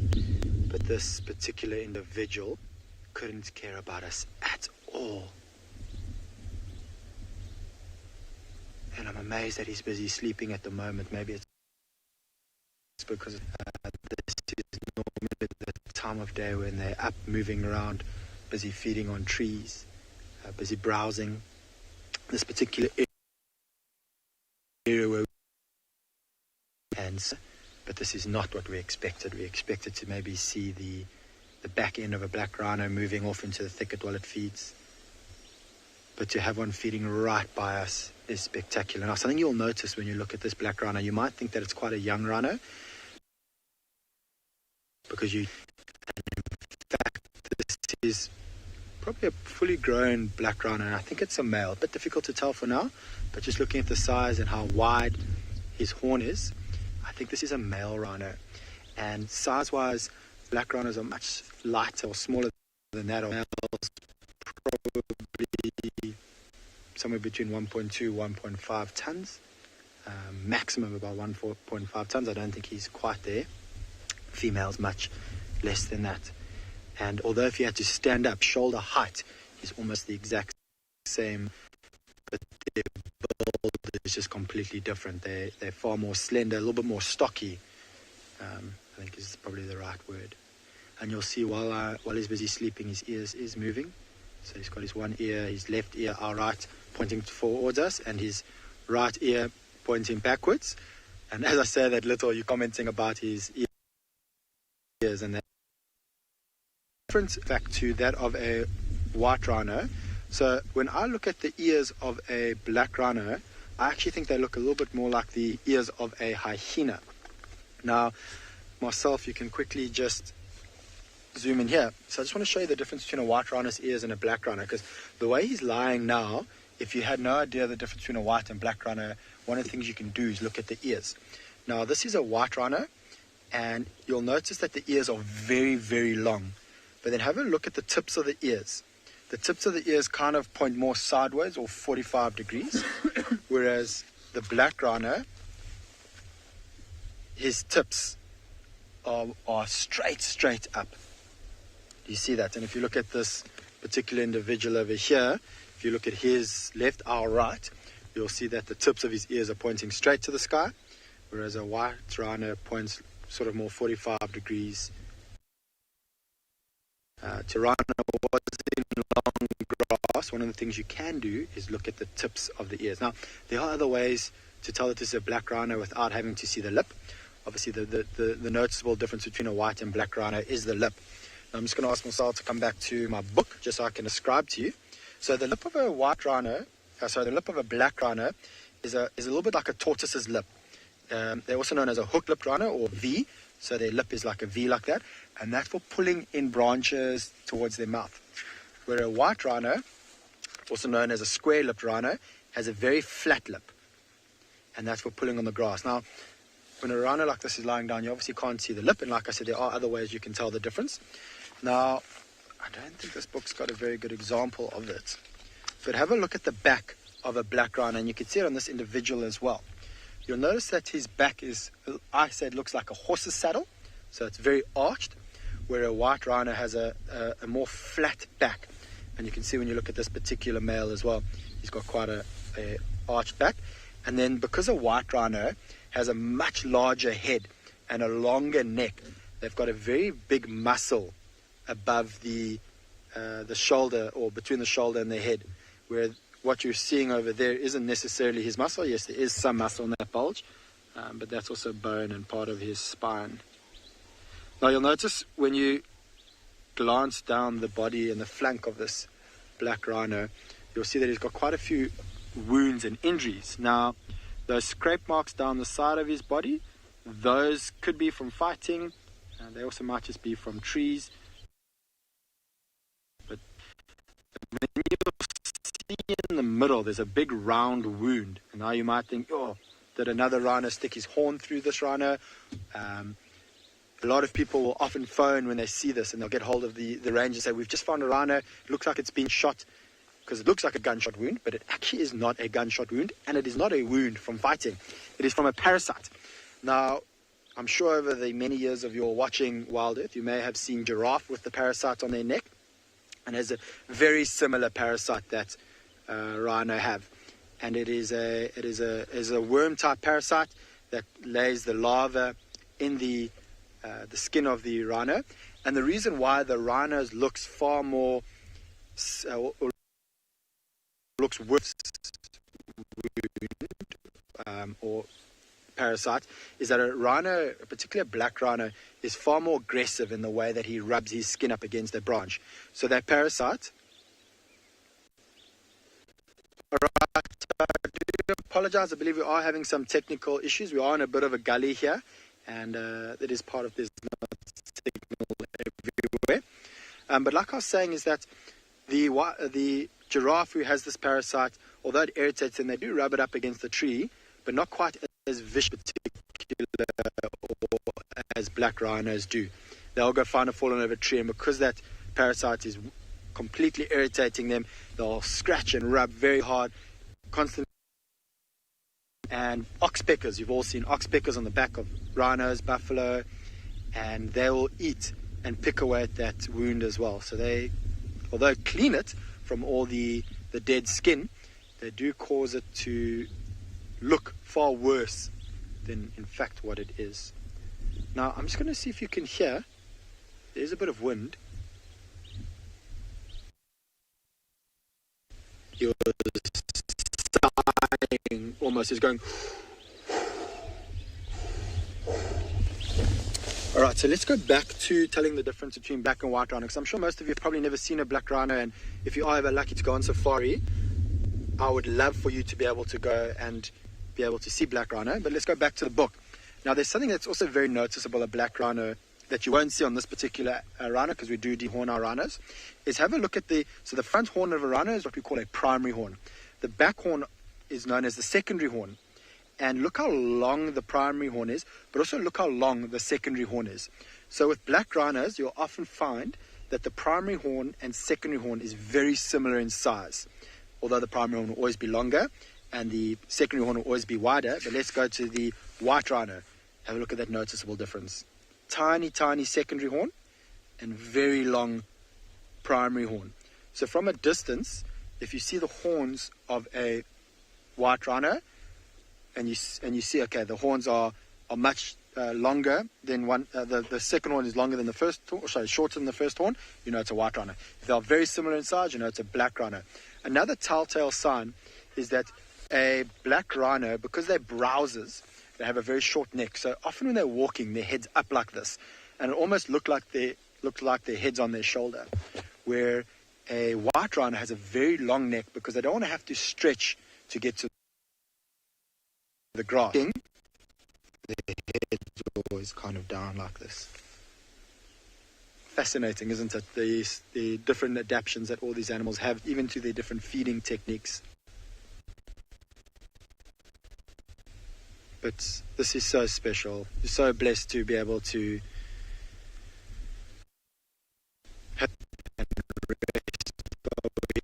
I do hope that he stands up, because it does look very small, and when they do stand up, they do look slightly larger. But he's even swaying from side to side, so I wonder if he's in a deep REM sleep. Although he's sleeping, you'll see his ears are still working, so he's still very aware of his surrounding. And rhinos who have poor eyesight, they sense of hearing. So that's exactly what this male's doing now. Although he's sleeping, he's listening, and he's listening for the breaking of a branch.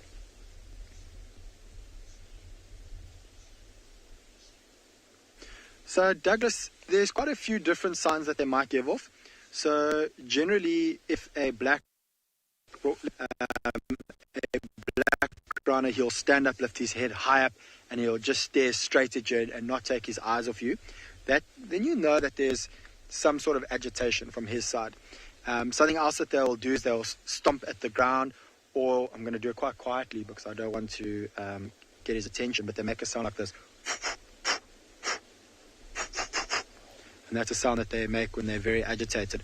But I guess, particularly with black rhino, who come across as being far more aggressive than white rhino, although there's a bit of a debate there, you know that a black rhino is grumpy with you when he's busy running or charging towards your vehicle. So typically what they will do is, if they are unhappy with your presence, they're either going to run away or they're going to run at you and to try and be a threat towards you. They're probably not going to do anything to you or the vehicle, as to say, but they're just trying to be threatening. White rhino is a little bit more different. If a white rhino is a bit uncomfortable with you, they do generally tend to just run away.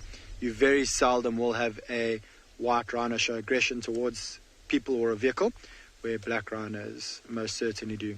But I can tell you, the fact that this male is completely passed out, he's very aware of our presence, don't you worry. When we arrived, he lifted his head, he looked at us, we kept quiet because I didn't know how he was going to react. And as you can see, he's not concerned about us.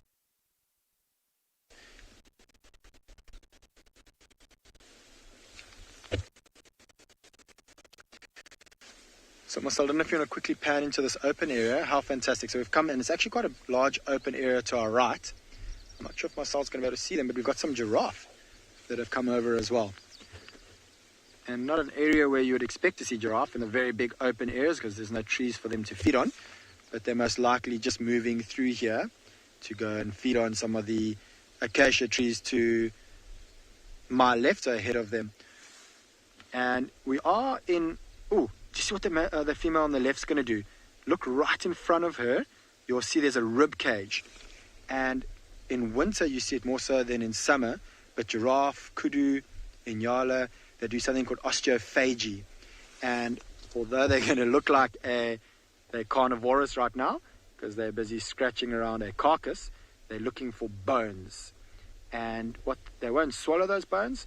You'll see if she's able to find a bone, she's going to lift her head with the bone in her mouth, chew away at the bone, not too hard because obviously she doesn't want to damage her teeth, but with those molars kind of grind away at the bones and then suck as well.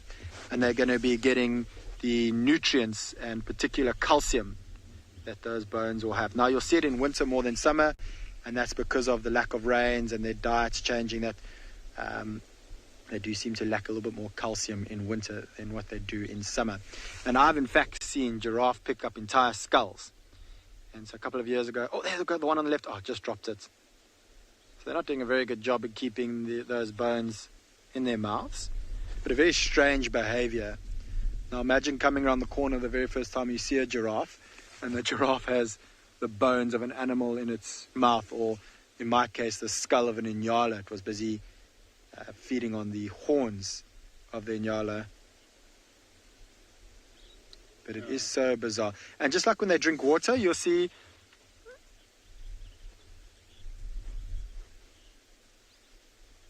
alright, so while we sit here and wait to see if this rhino stands up and see if these giraffe manage to get a decent sized bone and chew on it, I believe that it's starting to rain in Djuma, so we're going to head over to TRISHALA before the rain gets too heavy there.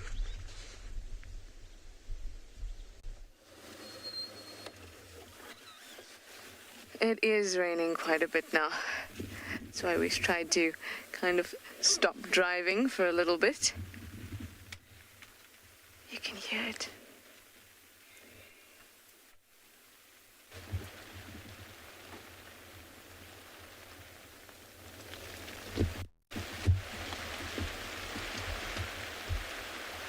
The wind has also picked up.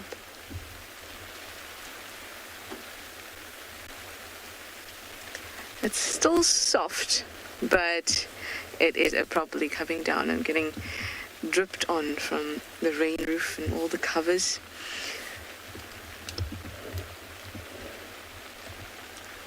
Let's look at these poor birds that are flying. Poor birds trying to fly through this weather. Oh, they're just on the top there. I'm not sure if we'll be able to see them with the rain roof. Well, hopefully this is perfect weather for a fireside chat. Just as long as it doesn't rain too much. Then there'll be no fire.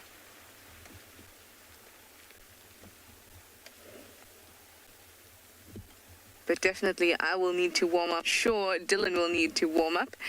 And we will have a fireside chat this evening at 7 p.m. So right after our sunset drive, an hour after we end drive, we'll start a nice fireside chat. Dylan and I will be talking about all sorts of things, about himself, about the Kalahari, about Tswalu, and about the magnificent sightings he's been having.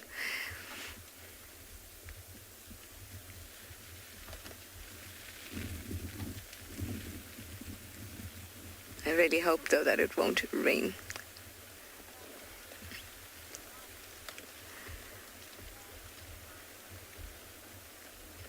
Gorgeous. All right, I'm going to head into camp. It's just too cold and too wet and rainy. I'm going to send you over to Jared and his rhino for the final few minutes of the show.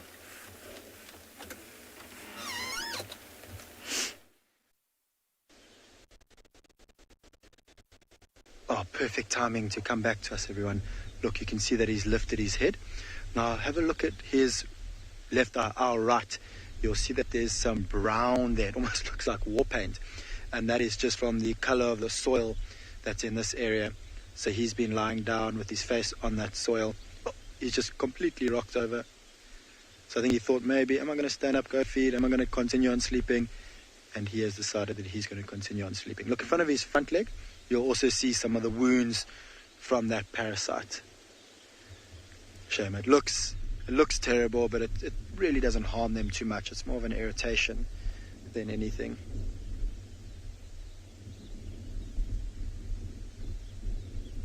But how incredible. He's lifted his head again. Now you can see that lip that I was telling you about earlier, the hook lip. Oh, there we go. He might yawn. He's yawning. Oh, cool. Oh. There we go. Let's see if you can see that lip again. Oh, he's busy chewing. I wonder if he had some branches in his mouth that he's busy chewing on. So he's putting on a show just for you.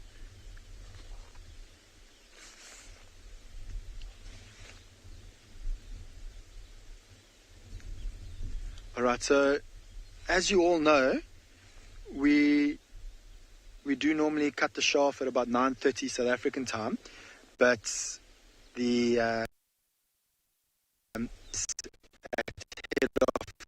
have decided that when you're with the black rhino, you just cannot leave it. And so we're going to extend the show just slightly this morning, maybe by a minute or two, to see if this black rhino gets up and shows us his entire body. But how fantastic. What a way to end off I think it's Wednesday today. I get lost on the days. What a way to end off a Wednesday morning with a very elusive animal that in most national parks throughout Africa, we hardly ever get to see these. And we're very fortunate here at Pinda to have a pretty good, healthy population. Although, even though we've got a healthy population, we generally don't have this kind of view of them. So he's starting to get a little bit more active. I don't know if you can hear something off in the distance that's caught his attention, or if he's just slowly waking up. This is exactly how I was this morning. I think I pressed snooze about 6 times before I got out of bed. It was raining, so I think it's a little bit understandable. But I think he's pressing snooze in his head at the moment, saying, it's time to wake up. No, let's go back to sleep. You also see, just like I mentioned on his face, if you look at his legs, you are so correct. They're very strange looking faces, but I do agree their faces are sweet. And particularly, I think one of my most favorite of all the babies is a black rhino. And it is because of their cute little face that they have, that sort of long face with the funny looking lip and the big ears. It's definitely one of the cuter of all the little babies out here. But like I was saying, if you look at his leg, you'll also see that he's got some of the brown sand from the soil that's around here. So that's not an injury or any other skin disease that he has. It's just from, I think, when he kneeled down to maybe lie down, that some of that mud got on his leg.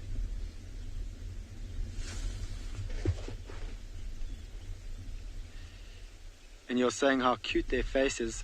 It's also quite cute having a look at the lips between the horns and the lips, all those wrinkles, which I'm starting to also become quite used to, slowly with age getting wrinkles. And I think this male over time has a wrinkly lip.